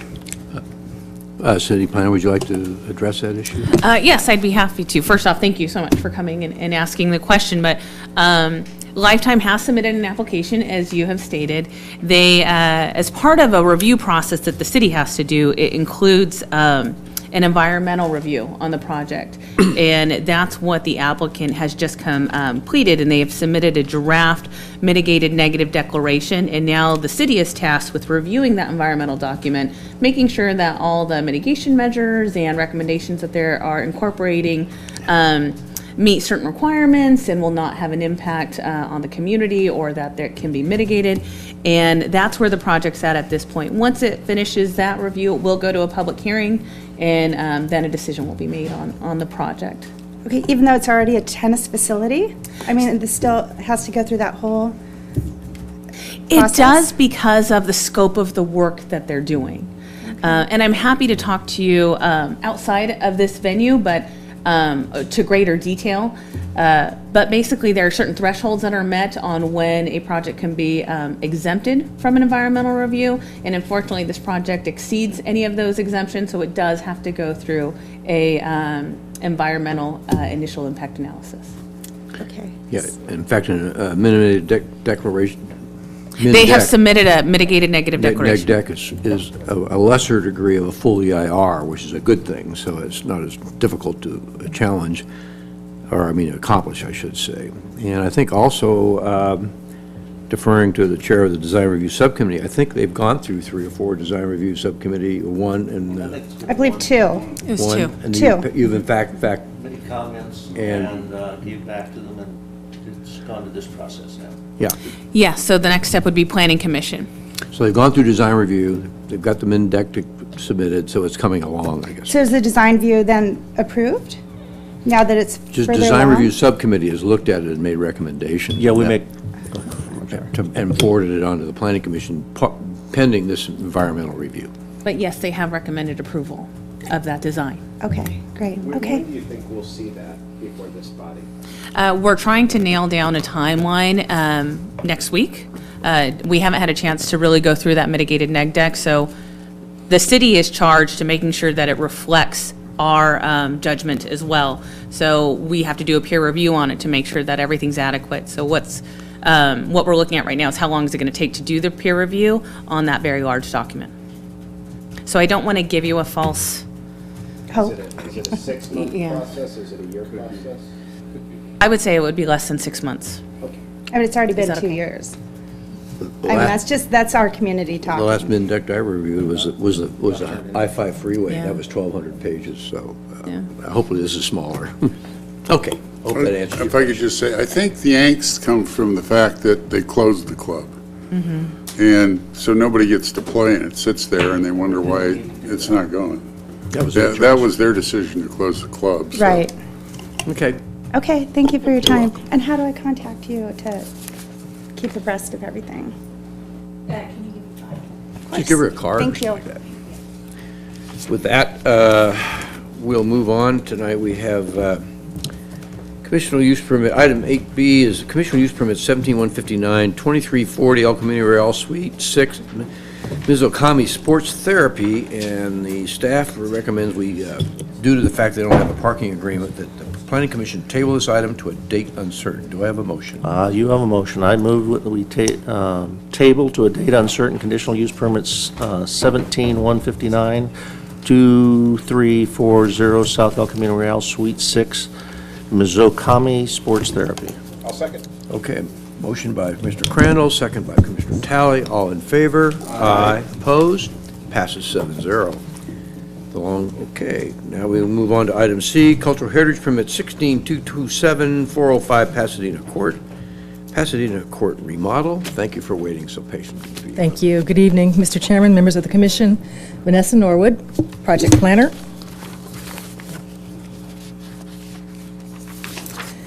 This is a request for a complete remodel and conversion of a 5-unit residential building into a duplex.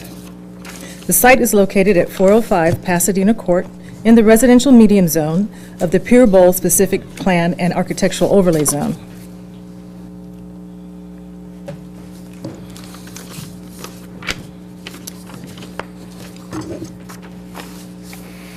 Seems like this went forward too far. Here we go. The proposed project would extensively remodel and convert a 5-plex into a duplex within the existing building footprint. Exterior changes move the building's architecture toward Spanish colonial revival. Staff has also added conditions in the resolution that require approval of architectural details by the city planner in order to further comply with achieving a high-quality project reflecting Spanish colonial revival architecture. This 2-story, 6,500 square foot 5-plex was constructed in 1964. Since construction of this building, the city's zoning code has changed. The building in its current state is legal nonconforming because it no longer conforms to some of the current development standards, which are more restrictive than when the structure was originally built. Nonconforming structures may be altered and maintain their nonconformities per the exception section of the nonconformities in the zoning ordinance. This project meets the exception standards because the project improves the safety of the structure, alterations improve compatibility of the structure with the neighborhood, and improves the architecture's compatibility with the city's design guidelines. More than 50% of the exterior walls are proposed to be removed. In order to achieve the Spanish colonial revival style of architecture, the building required structural improvements that could not be accommodated by existing walls. The footprint of the structure is not proposed to change, and the architectural style of the building is closer to the desired San Clemente Spanish Village theme. The project's density is less than the development potential permitted in the RM zone. 3 residential units are permitted and 2 are proposed. The proposed 5 garage parking spaces meet the code requirement.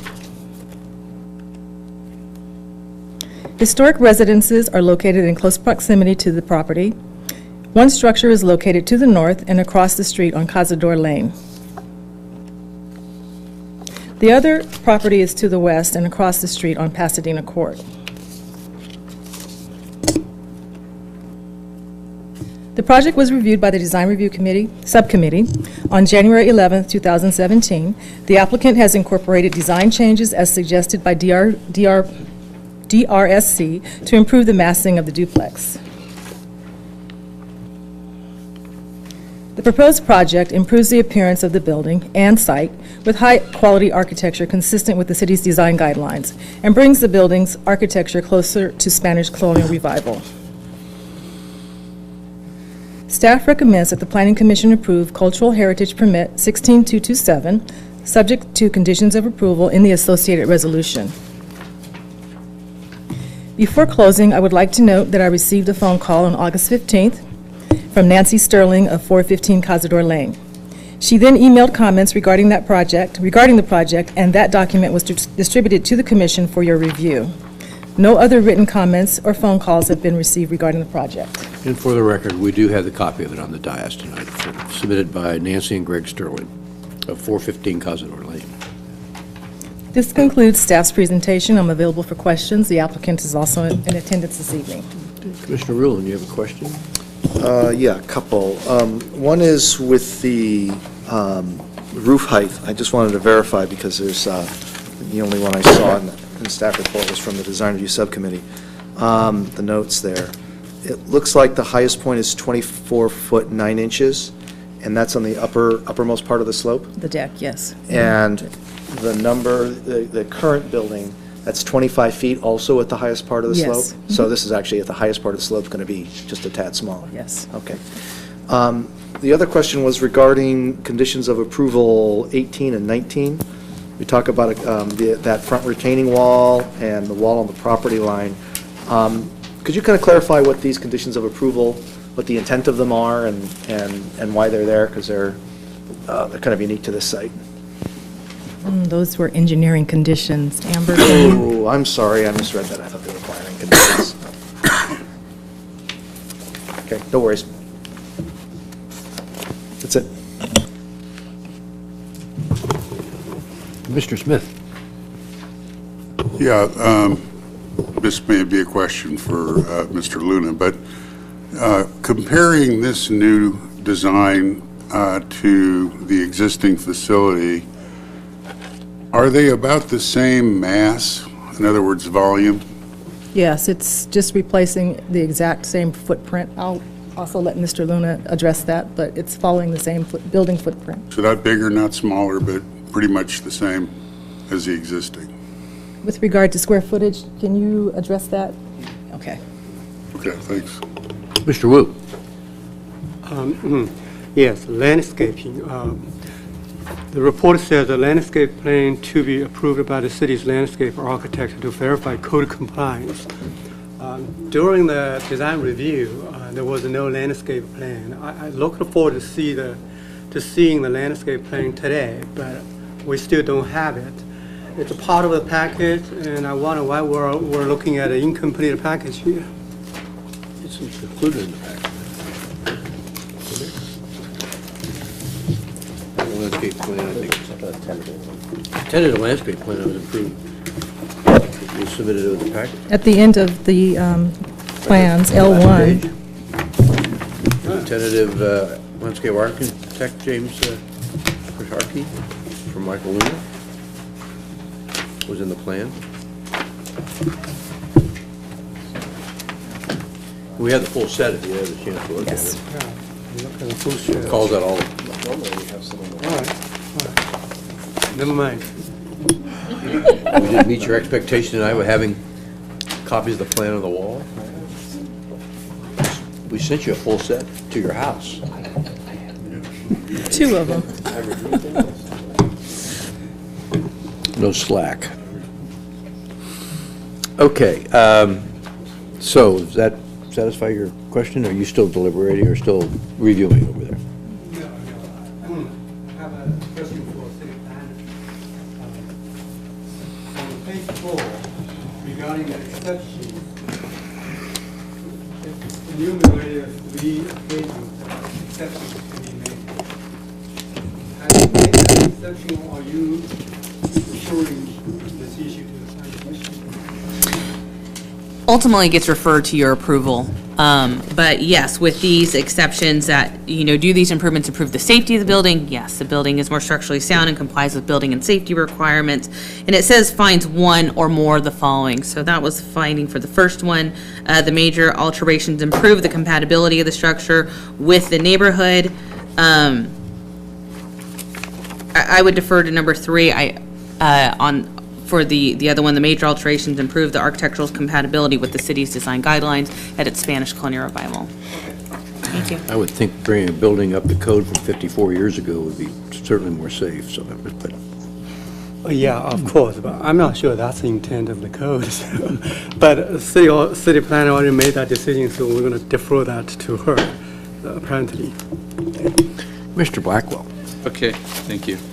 So the Part C of that criteria is that the project's architectural treatment complies with the architectural guidelines in the city's design guidelines. So you said it just needs to be Spanish colonial revival?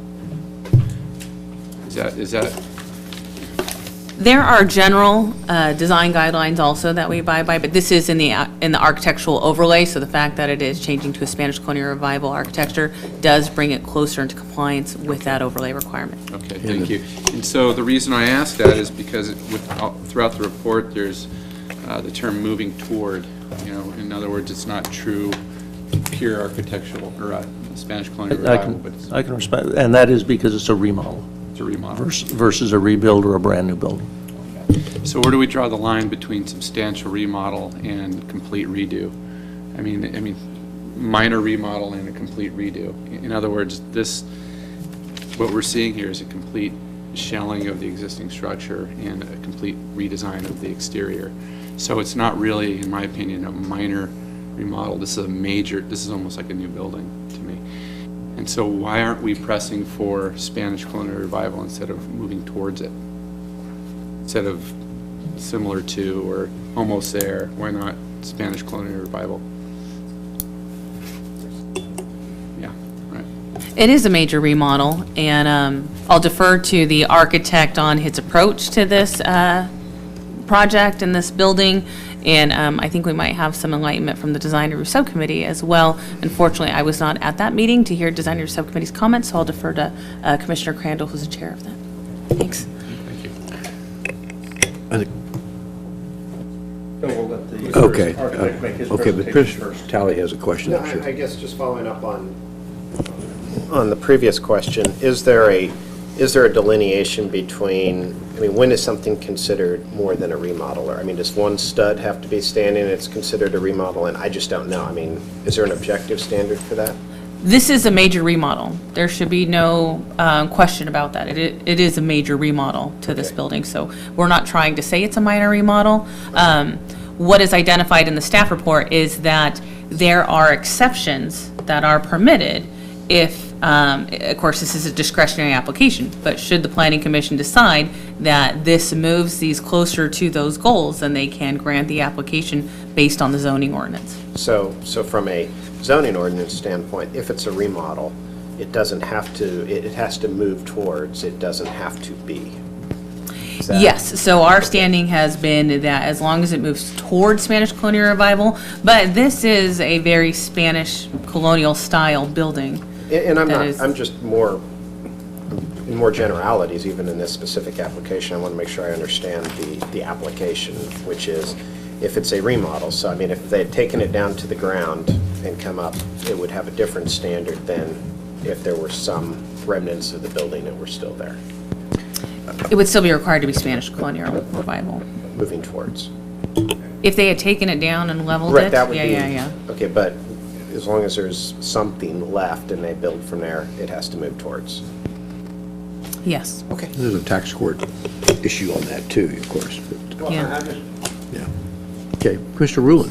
Yeah, I wanted to ask this question, just because I think it's going to come up, and there was obviously a concern about it in the communication we got, because of the size of the rooftop deck. Maybe you could cover a little bit of how someone could have like a commercial type party on there. I think that there was a concern with that I read. Can they get permits for it? What's the enforcement mechanism for it? That kind of thing? So in hearing that concern, that to me says that there's a concern with noise potentially up there, if we're talking about a party up there. And the city does have a noise ordinance if it, to certain decibels to 10 o'clock. If that were to be exceeded, we would ask that they call the code enforcement line or the sheriff's line in order to report that, like any other noise complaint. And what about them having, leasing it out for a wedding or leasing it out for a party, for a commercial purpose like that in a residential home? Is it permissible? How would they do that? And what kind of enforcement is there available to prevent it or stop it? Let me look at the special activity permit section to see if it applies to residential, but that would be something Yeah, that, it's a residential medium, so it's a good point. You probably need to research this. yes. So maybe while you guys ask questions of the applicant, we can look into that a little bit more. It might be get a good. better There might be a answer. condition we might want to look at depending on what's allowed in there, so, okay, thanks. Thanks. Mr. Smith, you've been waiting patiently. The roof deck is big, and just for the record, we are not considering that extra story as a 3-story building versus a 2? Roof decks are not counted as an extra story, no, and it is still below the height limit. I have one in my house. I'd also, for the record, moving closer, conditions of approval 6A and B are kind of our standard call-outs for Spanish colonial revival type of approach. You know, the tile, the booster, the packed percentage of tiles, the stucco walls or steel hand trowel, condition B, et cetera. And so there's a lot of Spanish colonial revival conditions been baked into this condition of approval from that aspect of it, so. Yeah. So, I know, but some were concerned about what moving toward means, but there are some specific Spanish colonial revival conditions of approval built into that. Any other questions of staff? Would the applicant like to make some comments? Or for the applicant is their representative? Thank you, Mr. Chairman, members of the Planning Commission, city staff. My name is Michael Luna. I'm the architect and owner's representative for this project. I'm here with the owners, Mike Palkovich and John Bolin, as well as Jim Pekarsky, the landscape architect, is here as well to answer any questions you may have. You've heard me say, welcome to the downtown small lot. Welcome to the Pier Bowl. There aren't a whole lot of applications, I don't think, come through on the Pier Bowl, and I have had the distinct, how would I say, experience of processing projects in the Pier Bowl. The Pier Bowl is very similar to our downtown in terms of the architectural overlay, the North Beach area, where only the highest quality of Spanish architecture is expected here. And in light of that, I can't tell you how much work has been done in the Pier Bowl to try to achieve the highest quality Spanish architecture. If any place in town it's the Pier Bowl, is viewed from the pier, that whole Spanish experience. And we've got this one project just kind of sitting up on the upper right portion. If you're looking at the land from the pier, that's just not fitting in right now. And so this is a great opportunity in front of you to bring this project into the Pier Bowl fold. This corner that it sits on is such an important corner in relation to other historic properties. This is an opportunity to enhance not only this building, but to bring it into conformance with the goals of this, the architectural goals of this area, but also to reinforce the other historic properties that are nearby and directly adjacent, and to add greater significance, I think, to those historic properties. So we think our new project's going to frame the historic properties well. Also recently, not too long ago, the city did revise its existing non-conforming rules in the zoning ordinance. They specifically made amendments to make it easier for homeowners to improve their properties without very arduous requirements to try to achieve compliance with the zoning ordinance. But with the rules we have in place now, fortunately allow us, in our case, to revitalize this building, breathe some new life into this site, and bring it into conformance with the area. It has been said tonight, you've talked about how the language, I'm a little surprised also by the language about moving towards Spanish colonial revival architecture. I like to think as the architect, we have not only moved toward, but we have achieved, I think, some very good high-quality Spanish architecture. I think when this is completed, anyone's going to be pretty pressed to not say, to not say that it was recent. I think it's going to look old when it goes in due to the quality of the materials and finishes that are required in this zone. We saw that in the Pier Bowl mixed-use project that I did. I often get comments that say it looks like that building's been there for a very, very long time. We're hoping that we are achieving the same thing here. The existing building right now, simply just because it was built so long ago, just doesn't meet our current standards. The existing building does not comply with existing parking requirements. With 5 units in place right now, there is a requirement of 12 parking spaces by today's parking standards. There's only 5 on site, 5 real spaces on site right now with those 5 units. Our project's going to get these cars off of the street and off of the neighborhood to properly park this site. This is a huge move toward bringing the property into conformance. In addition to this, the existing building is out of height compliance. We're going to bring the project within the height limits. The question was posed earlier. Are we the same mass? Are we the same building? The answer is no. We are reducing square footage. We are reducing square footage, not adding a single square foot, but it doesn't look, maybe I'm pointing at that. No, it should be this way. But on the upper right-hand corner of the perspective that you see a wood trellis. That right now is existing square footage in that area. We felt it was definitely not helping us with the Spanish vernacular, the Spanish language in terms of massing. We didn't have, it's a strong existing 2-story mass there on a prominent corner across the street from a historic property. So we removed that square footage, and that's over here. In its place, we lowered the visual mass of that building by adding a great outdoor deck, which is encouraged by the general plan guidelines. So we've achieved that in terms of complying with that. So we have reduced square footage. We have reduced the mass of this building. With respect to, let's see. Oh yes, in terms of the roof deck. Oh wait, before I go there, the landscaping is being brought into compliance. The height, the parking, the landscaping, and the architecture, this is what we're getting out of this endeavor as well. With regard to the roof deck, anytime I do a rooftop deck, I pull that roof deck in from the sides of the building. I don't take it all the way out to the exterior. We pull it in, we set it behind roofing, we set it behind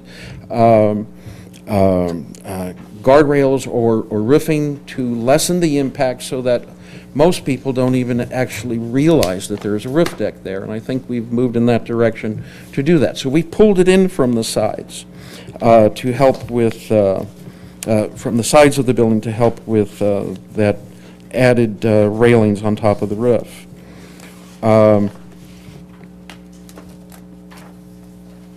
With regard to the roof deck, there are no limitations with regard to the allowable size of a rooftop deck. It is only approximately, I would guesstimate without having the numbers in front of me, it's only about 1/3 of the size of the overall roof. So we think it's appropriate and that the roof deck in proportion to the rest of the architectural footprint is not that great. But of course, rooftop decks are enjoyed throughout the Pier Bowl area. As to how that will be used by the owner who's also going to be, this project is going to be owner occupied. Perhaps he can explain that in the next few minutes that I have left. But we do feel that our project will provide a final piece of that puzzle for that end of the street, for that end of the Pier Bowl, to bring this into Spanish conformance and get the excess cars off the street and provide a nice compatible piece of architecture next to the historic properties. With that, I'd like to turn over the remainder of my time to the owner who would like to say a little something. And of course, ready to answer your questions. Not so fast. I think we have Mr. Wu would like to ask, you have your light on, you'd like to ask the architect a question? Mr. Luna, the building coverage stays the same. That's correct. Can you clarify that? The building footprint, is there any change to the building footprint? Yes, it's actually being reduced some. There are some existing decks, round decks, that exist out there now that we're removing, which actually reduces some of the building footprint. So some of the building footprint is goes out, some of it goes back. So at the end of the day, it's the same building coverage. No, it's being reduced some. We're not adding any additional footprint. We cannot. We're not allowed to by code. But through this endeavor, in order to get square corners and so forth, and to bring, to stay, and in order to not increase any footprint, we are absolutely not adding any footprint. We're reducing slightly. Now, I'm sure you understand that the hallmark of Spanish colonial architecture style is the pitched roof. The roof massing is so important for the architecture style. Can you tell us why this building design does not have a pitched roof? Instead, you have a big, flat roof. Spanish colonial revival architecture is not always, I disagree that is the hallmark component. I can point historically to many buildings, not only historically in terms of the style, but also in town, that have flatter roofs, some areas of pitched roofs, and a great combination of the two. We feel that we have a combination. We have pitched roofs on our project as well, and together with flat roofs. And we have an undulating roof line. If you look closely at this detail over here, this is a terracotta wall cap in an undulating stepped kind of plane like this.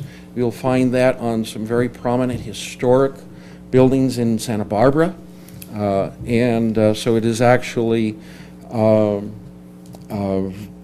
quite common to have Spanish buildings that are not completely covered in sloping roofs. Okay, but it's in our design guideline, it listed a couple of features of Old Hanson style Spanish colonial architecture designed by the city of San Clemente. I think there are about 6 elements, and the pitched roof is one of the most important ones, well, maybe first or second ones. I don't think that because they're guidelines that they should be taken literally, that they should be heavily applied to all locations. The variation, the pier bowl, and that's one of the beauties of this style of architecture. And we have this pier bowl where we have all sorts of different Spanish buildings that have, and I can't stress enough, each project I've been here for more than 30 years, and I've seen most any and all improvement in the pier bowl area and followed their approval process, if I was not involved with them, very carefully. There is a great combination that in the pier bowl of parapet style roofs, sloping roofs, all of which are creating a great composition for the overall area to provide variation in the aesthetic. If it was all red tile roofs, you would only get a certain feeling in that area. But because we have variations, it provides more interest, in my view. Thank you. Mr. Blackwell? I'm noticing on the landscape plan, you've got at the north elevation, you've got Podocarpus gracilior, and it's being described as a hedge. Is the intention to allow that to grow to a certain height, or just to let it grow freely without any sort of pruning? I don't think we're going to much let anything grow freely, but I would like to pass that question on to our landscape architect. He's more familiar with this plant type and how it behaves and what we intend to do with it. If I can pull Jim Pekarsky up for that question. Thank you, Jim. Thank you. Hello, I'm Jim Pekarsky, landscape architect in town. Planning Jim. commissioners, everybody. Good to see you again. Good to see you guys. Thanks for coming. You heard my question, and if you could just also add to your response what the in this region, what we could see in terms of full growth potential on that particular plant variety. Okay, yes, along the Cadiz area along here, we're trying to screen and give some privacy. We have a plant material that's selected to be a trimmable hedge material, so we can set the height where we want it to be and where it can legally be, just to give privacy to those lower units as people are walking down the sidewalk. And then on the north elevation, which would be the opposite, around the corner from this elevation, you've got, yes, it'd be on the back. So just on the other side of that, looks like there's a large, are you referring to the wall of Podocarpus? Are you suggesting it's on this elevation? That is the north elevation, yes. Oh, it is. Okay, so so it tears up from there. So that's Cazador Lane here. Right. And then you've got a property directly across the street that's a little higher. Right. Okay. So your intention is to not allow it to grow any higher than, say, the height of the building, right? Well, it wouldn't even get probably over 6 feet, just to give enough screening so when people are walking down the sidewalk, they're not looking right into the lower units. That's completely reasonable. I asked because I've seen these grow, 30, 40, 50 feet tall in this region. If you just let them go, they'll go. No, that's not the intent. Okay, great. Thank you. Thank you. Okay, with that, the applicant, I guess the potential, the owner would like to make a few words. Good evening, and thank you for coming. The statement I wanted to make was thank you very much for approving the project, but We're not there yet, we're getting closer. If you have any questions for me or my wife Kathy or my partner John Boland, who our plan is we will own the upper unit and he will own the lower unit. We're very excited. We did everything we could do with Michael and his team to comply with all the obligations that we were asked to comply with. We loved the Spanish style. We loved the Ole Hansen style. Certainly think it's a huge improvement versus the look of the building today. Location is fantastic. We do not want to disrupt the neighborhood. We want to be part of it. We've spent a lot of time in the last year using the facility, a couple of the units, getting to know some of the people in the neighborhood. They're wonderful people. Everybody's walking around. It's beautiful. And we just want to kind of improve the building that we bought and use it. We are not renters. We're not going to VRBO or use it as a rental. We use it as a personal summer beach house, meaning ourselves, our family, and close friends will use it. But I read some of the comments. We're not people that bring large groups in, and I joked about one of the comments about 75. I don't have 75 friends, so I don't think we need to worry about that. We just want to really enjoy San Clemente and do everything we can to be part of the community. So we're really excited about getting started on this. So if there are any questions, if there are technical questions, I'm going to defer to Michael, and my partner John, who's a general contractor, is really well knowledged in what we're going to try and accomplish with the construction. So your builder's going to be living with you? That if everything goes, knock on wood, according to the plan, he will own the lower unit.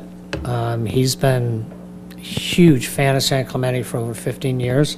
His family's vacationed down here, and he's been looking and looking and looking. He's how we found this property. I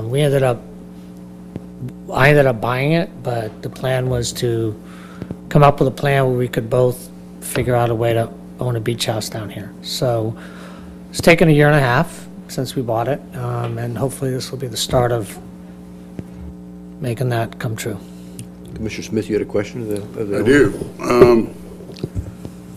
You might not have 75 friends now, but when this is built, you'll probably get them. Hopefully I'll live in that It's a great area. project and a great location. You're going to be a very lucky man. There's some concern that we've seen in written form about the roof deck being kind of big and maybe commercial, and maybe things outside of the people who would be living in this facility would be using that roof deck. Can you comment on that?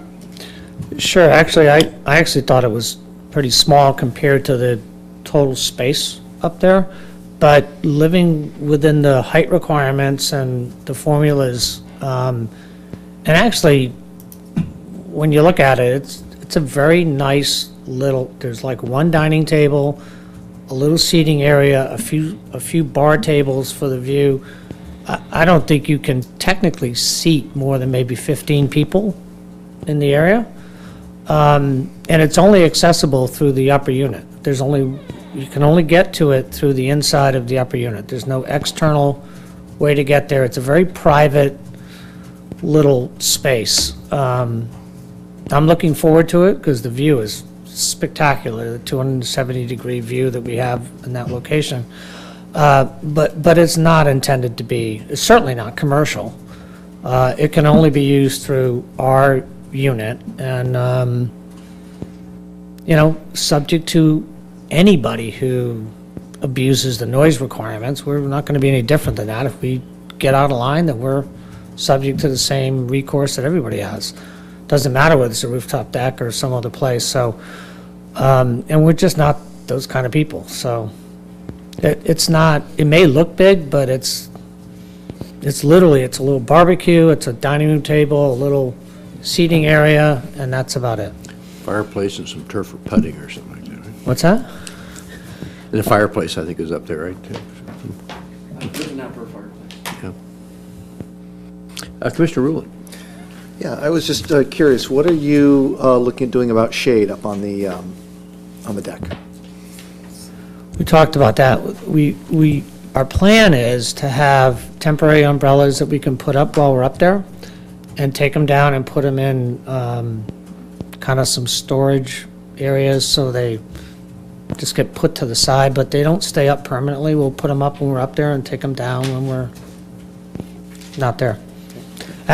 For no other reason, safety, with wind and everything, we don't want them up when we're not there. So we'll take them down and put them up. Okay, great, thanks. Yeah, as an owner of a deck, I'd highly recommend that and storing them in the wintertime also. Yeah. So. Any other questions of the owner? Well, thank you. With that, we'll close that and open the public hearing. Are there any cards or comments? We'll close the public hearing, and before we go into discussion, do we have anything, answers quickly looked up that Commissioner Rulon asked for as far as the note we got from the neighbors? Yes, so in regards to a wedding, it would require a special activity permit in order to do one. That way we could look at any temporary adverse impacts, but it's not something that a property owner could do contiguously. They would have recourse under the zoning ordinance because it's not permitted to use a residence in that manner. Commissioner Talley, you have? We're in discussion. We are in discussion. Compliment you on the design. Looks very nice. I think you've taken a structure that was being used in probably an inefficient manner and made something that's attractive, and I can support this. I can make these findings, and I wish you the best of luck. I too ended up with a what I would have called a beach house in San Clemente and loved it so much that it is now my home. So it happens. Thank you. Commissioner Rulon. Yeah, I think that this is going to be a great improvement. I think, I remember some years ago, I think we updated the zoning ordinance to try and do just this sort of thing. We had 16 hours of discussion on the non-conforming chapter of the zoning ordinance. Yeah, it was a bit of a hair puller. You and I and Mr. Crandall were there. Overall, just for a bit of history for some people on the Planning Commission is you know, this, we had tried to, I think in the past, tried to make, you know, non-conforming structure fully Spanish colonial revival. Those efforts tend not to work, but if we can encourage people in the right direction, we've seen some structures downtown, for instance, that have gone, you know, they're not full Spanish colonial revival, but they go in the right direction. They're not trying to make something be something that it's not. And I think that this is a real good effort with this, and I'm, you know, I feel very good about this one. Mr. Blackwell? Okay, yes, though the design does not hit every point within our design criteria, I think it is a skillful and reasonable attempt at Spanish colonial revival. I think it works well with the space, and it does come across to my eye as Spanish style, and I think it's very nice use of space, especially given some of the constraints here, working with the integrating the roof deck and the height limitations for the zone. That's what really makes it work, and that's, I think, what's driving this roof line, especially in the rear of the structure. With all that said, I do appreciate this design. I think it's going to be a great addition to the neighborhood. I am concerned about the Podocarpus gracilior. It happens a lot where there's an intention to keep it small, the property changes hands. At some point in time, the intent sort of evaporates, and suddenly the neighbors are complaining because there's this 50-foot line of shrubs that has suddenly grown above the roof line. In some areas you could get away with it. In this area, not so much. I mean, you've got coveted views of the ocean. You've got residences at higher elevations that could be impacted by it. So, so my suggestion is that we would consider a condition to just to maintain the shrub line to the point where it does not exceed the height of the building. And I think the architect's statement was they did not intend to let it do that, but good intentions, you know what happens over time. So I think it would not be unreasonable, but it would protect others in the future from potential view impacts later on. We do have I think there's a condition approved here now that the final landscape plan has to be submitted and passed to the satisfaction of the city planner is in there already. And I think that might be an appropriate vehicle that between now and the final landscape plan, that the city planner, when you get the final landscape plan, make sure that the commission's concern is taken care of.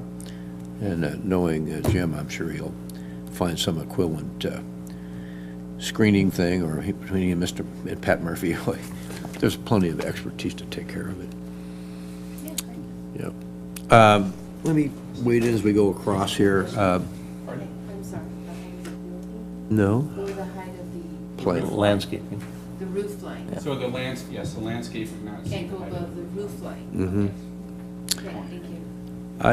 I too am supportive of this project. I like it because I know the work of the architect. He's got one in process about 2 blocks over right now. It's about 3-story or framing away like crazy that we approved about a year or so ago. So we have a good the owners have picked a very reputation, good reputation type. Reputable. Michael Luna, who we've seen about 3 times in the last 2 weeks. I'll spit it out. But I mean, it lessens the density of the neighborhood with the parking and the whole bit. You have some very high quality remodel of the Gloria Swanson house right across the street that we approved a couple of years ago that's just finished now across the street. That was a very emotional hearing. To draw on the nonconformist chapter that we worked on that stirred a lot of this effort, I think that was 16 hours of commission deliberation 5 or 6 years ago. It was a very difficult chapter to work on in the zoning ordinance, to hit that fine balance of what's better, when is better the enemy of good enough, but I think it's achieved its intent. There's a lot of renewal going on because of that. So I think it's a very good project. I do want to point out to the commission, though, that this is in the zone. We did zone that was eligible to become under the VRBO area down in the Pier Bowl. So when the owners are away, they might be tempted to put that on the market, and then there could be some, fraternity parties going on or something like that. We share that concern. It's only a seasonal house you're going to use, so I want to bring that out, that there is that potential that, good intentions are wonderful to hearing, and then execution sometimes leaves a lot to be desired. So you go through VRBO and you're wherever you normally reside in the winter, and the Sigma Chi fraternity, whatever you want to call it, rents it for the weekend, and there's 32 people down there, because that's happened on that street and all around that area, by the way. So, and it is the area I think we elected to retain in that final battle. But I do like your efforts in this area. Mr. Crandall. Yeah, and I do like the recommendation that the planner use Pat Murphy to review the landscaping, if we can, on this one prior to final approval. But Michael did a good job taking a pretty bad eyesore and opening up some areas to soften the shapes and the massing of this. I think one thing you'll notice that in reality that you don't notice on all the elevations is there's going to be a lot more dark shadowing than actually occurs on the renderings. And you'll see a lot more articulation when it's done. And I'm kind of glad that we don't have a standard cookie cutter Spanish Colonial Revival solution. All the elements are there. Like Cliff Jones said, it is going more towards Spanish colonial revival, and as Michael says, it's hit it, so I'm certainly in support of the job, and they were a pleasure to work with at the design review subcommittee level, and look forward to seeing this getting built. And one thing to remember is it's now 2 units versus 5 or 6. 5 that could have been VRBO, so much nicer. Mr. Wu. It's a pleasant design to look at. I would fully support it if it's not in the architectural zone. But I think my job is to apply our design guideline and the zoning ordinance toward this job. So after review, I have 2 comments to make. The first one is the increased nonconformity within the setback zone. We're not talking about the exception to allow the building to stay with its current footprint, give or take. We're talking about within that allowed setback area, the building height has been increased. The existing building had about 2 stories. Started there, you have a flat roof, and that's about 20 feet tall. Right now, along the street edge, those building facades are still within the building setback area, but those building height has been increased to close to 24, 25 feet. So that portion increases the nonconformity of the building of the building massing. Regardless of that, we're okay with that. The building footprint stay as is. So that's the first one. I think we can address this issue by changing the flat roof design to pitched roof. It also addressed my bigger concern, which is the lack of a pitched roof. And then also, by providing pitched roof, you may reduce the big rooftop deck, which addresses some of the concern of the neighbor of having large party, because this floor plan does look like a party house. So I continue with to my second comment about the design guideline. Commissioner Talley asked about the clarification on the design intent of the architecture overlay. So I find this code requirement. I'll read it for everyone. Okay, so it's zoning code 17.56.020 architectural overlay district. D, purpose and intent of a development review for the architectural overlay. 2C, for all major remodels, Ole Hansen area Spanish colonial revival style and pedestrian orientation shall be required unless it can be demonstrated that it is impractical to do so. Major remodels are changes that significantly alter a building's design. I skipped the things in parentheses. Major remodels are required to comply with all relevant sections of the city's design guidelines, particularly the sections on Spanish colonial revival style and pedestrian districts, as well as the development standards for underlying zoning designation. So it refers to the design guidelines, especially the Spanish colonial revival style design guidelines, which has 6 essential elements. That's what the design guideline says. They are essential elements.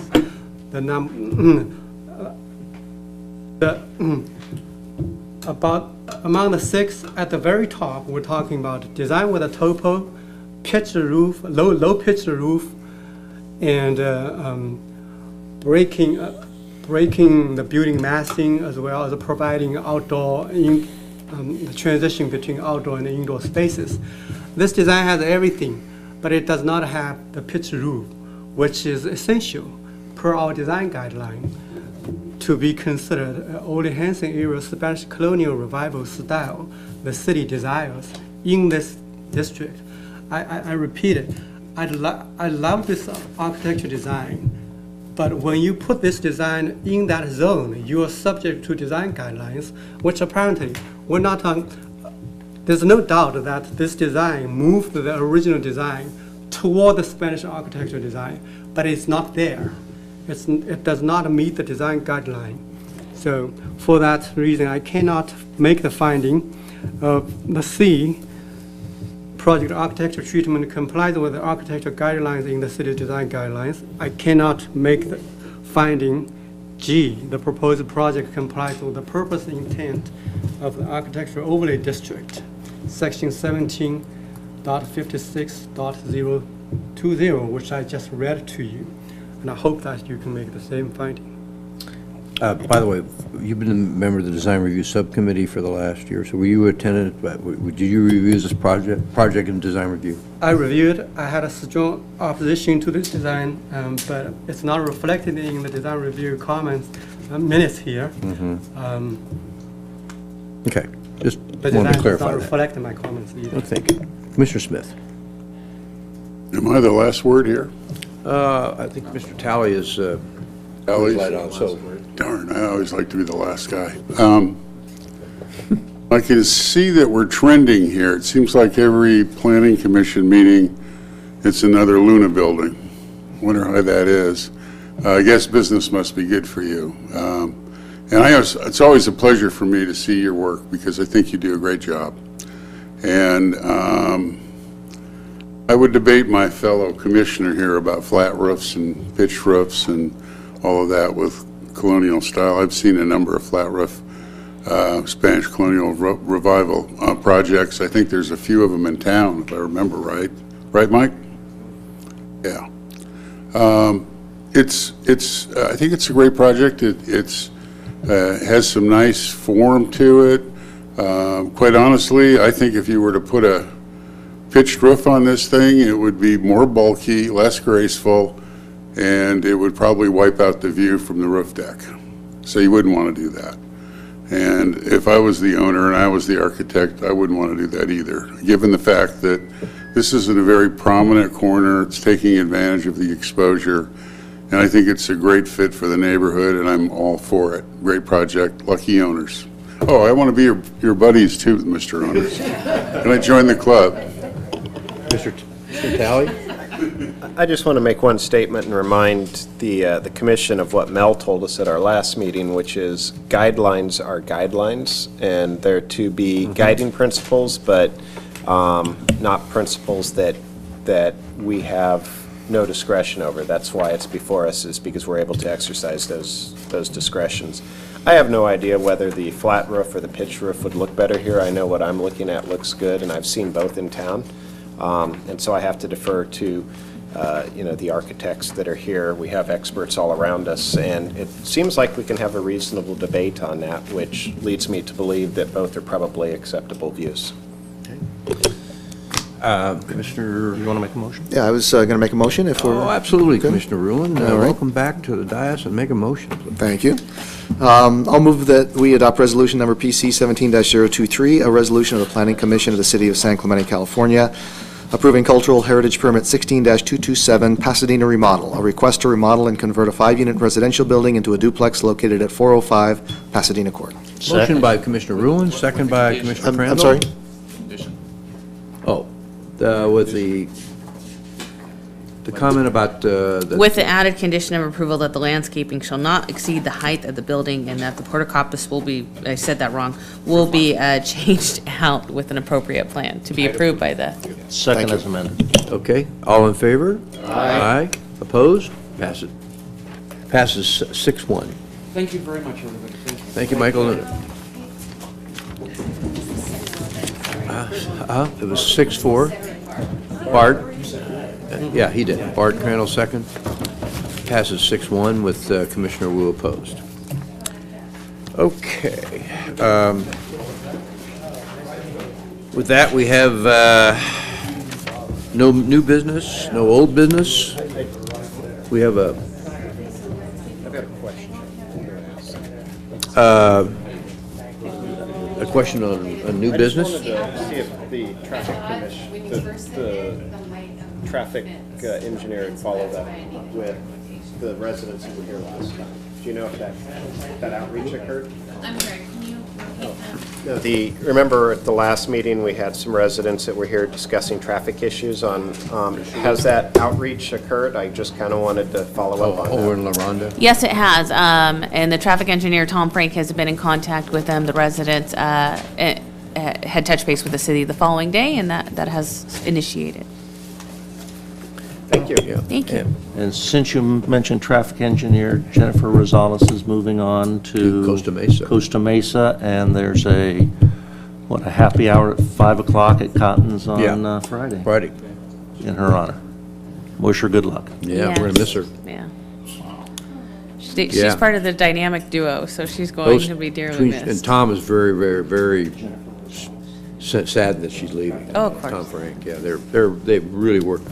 We had 3 or 4 traffic engineers because of the 2 of them, really. Yeah. She had the little iPhone would tune every signal light in the town, so you didn't want to tick her off. You get it ready. I watched her at her desk do it, let me tell you. I'm taking care of Estrella right now. Look at that Jason right now. Commissioner Tally's twinkling his eye on that. Yeah. We were gonna feed your name to her, you know. Red light every. Just try to get up La Pata. That's right. Okay, reports of commissioners and staff. Anything to report, Coastal Advisory?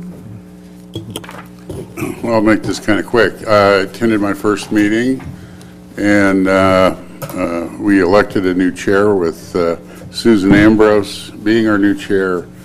Many years ago, when I was on the Coastal Advisory Committee, Susan and I sat next to each other, and she's a wonderful lady and very, very dedicated. So I think the committee is really going to blossom under. She's just always pushing every little thing that she can. She's just dedicated to it.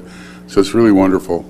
I probably should have taken better notes, but I'm going to have to go off here. We did have Blackwell set a high tuning bar on notes for the last couple of years. we had a gentleman get up and tell us about his business, which I can't remember the exact name, but he is a member of this society, I guess, that has been doing beach cleanups for a number of years. And this group, I think it's mostly retired folks, meet, I think on a weekly basis, and they clean the beach anywhere from North Beach all the way up past the pier. And just was really great to hear about this. And this fellow is also welcome to have any other group that wants to pitch in, whether it's Cub Scouts or Boy Scouts or some club members, that he'll help set them up to get trash pickup and everything else like that. So I feel like I got to help him advertise that a little bit. I think if people knew they could do that, it would be sort of a fun outing, and it would really do the coast a great job. Water quality is interesting. Pochi apparently has been doing really well, but that's because the birds are gone. I understand the falcon guy has scared the birds away. They haven't been around. Catwalk's flooded. But apparently, the pigeons are really a bad deal at the pier. I mean, seriously, a bad deal. And they used to wash the pier down, and that would add to the problem of the guano going down into the water, making it bad. So they can't really do that anymore. They don't want to do that. So there's a proposal to do a netting underneath the pier to keep the birds out and hopefully get the water quality to come up, because it got an F. That's really scared everybody to have such a bad mark. That's because we finally put a sensor down there after 50 years. Yeah, no, that's true. They never really thought about it, but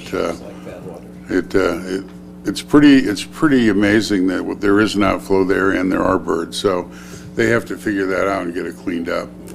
But that group is committed to do some good things, and I'm glad to be a part of it. And I'll report in as we achieve our goals as we move along. Good.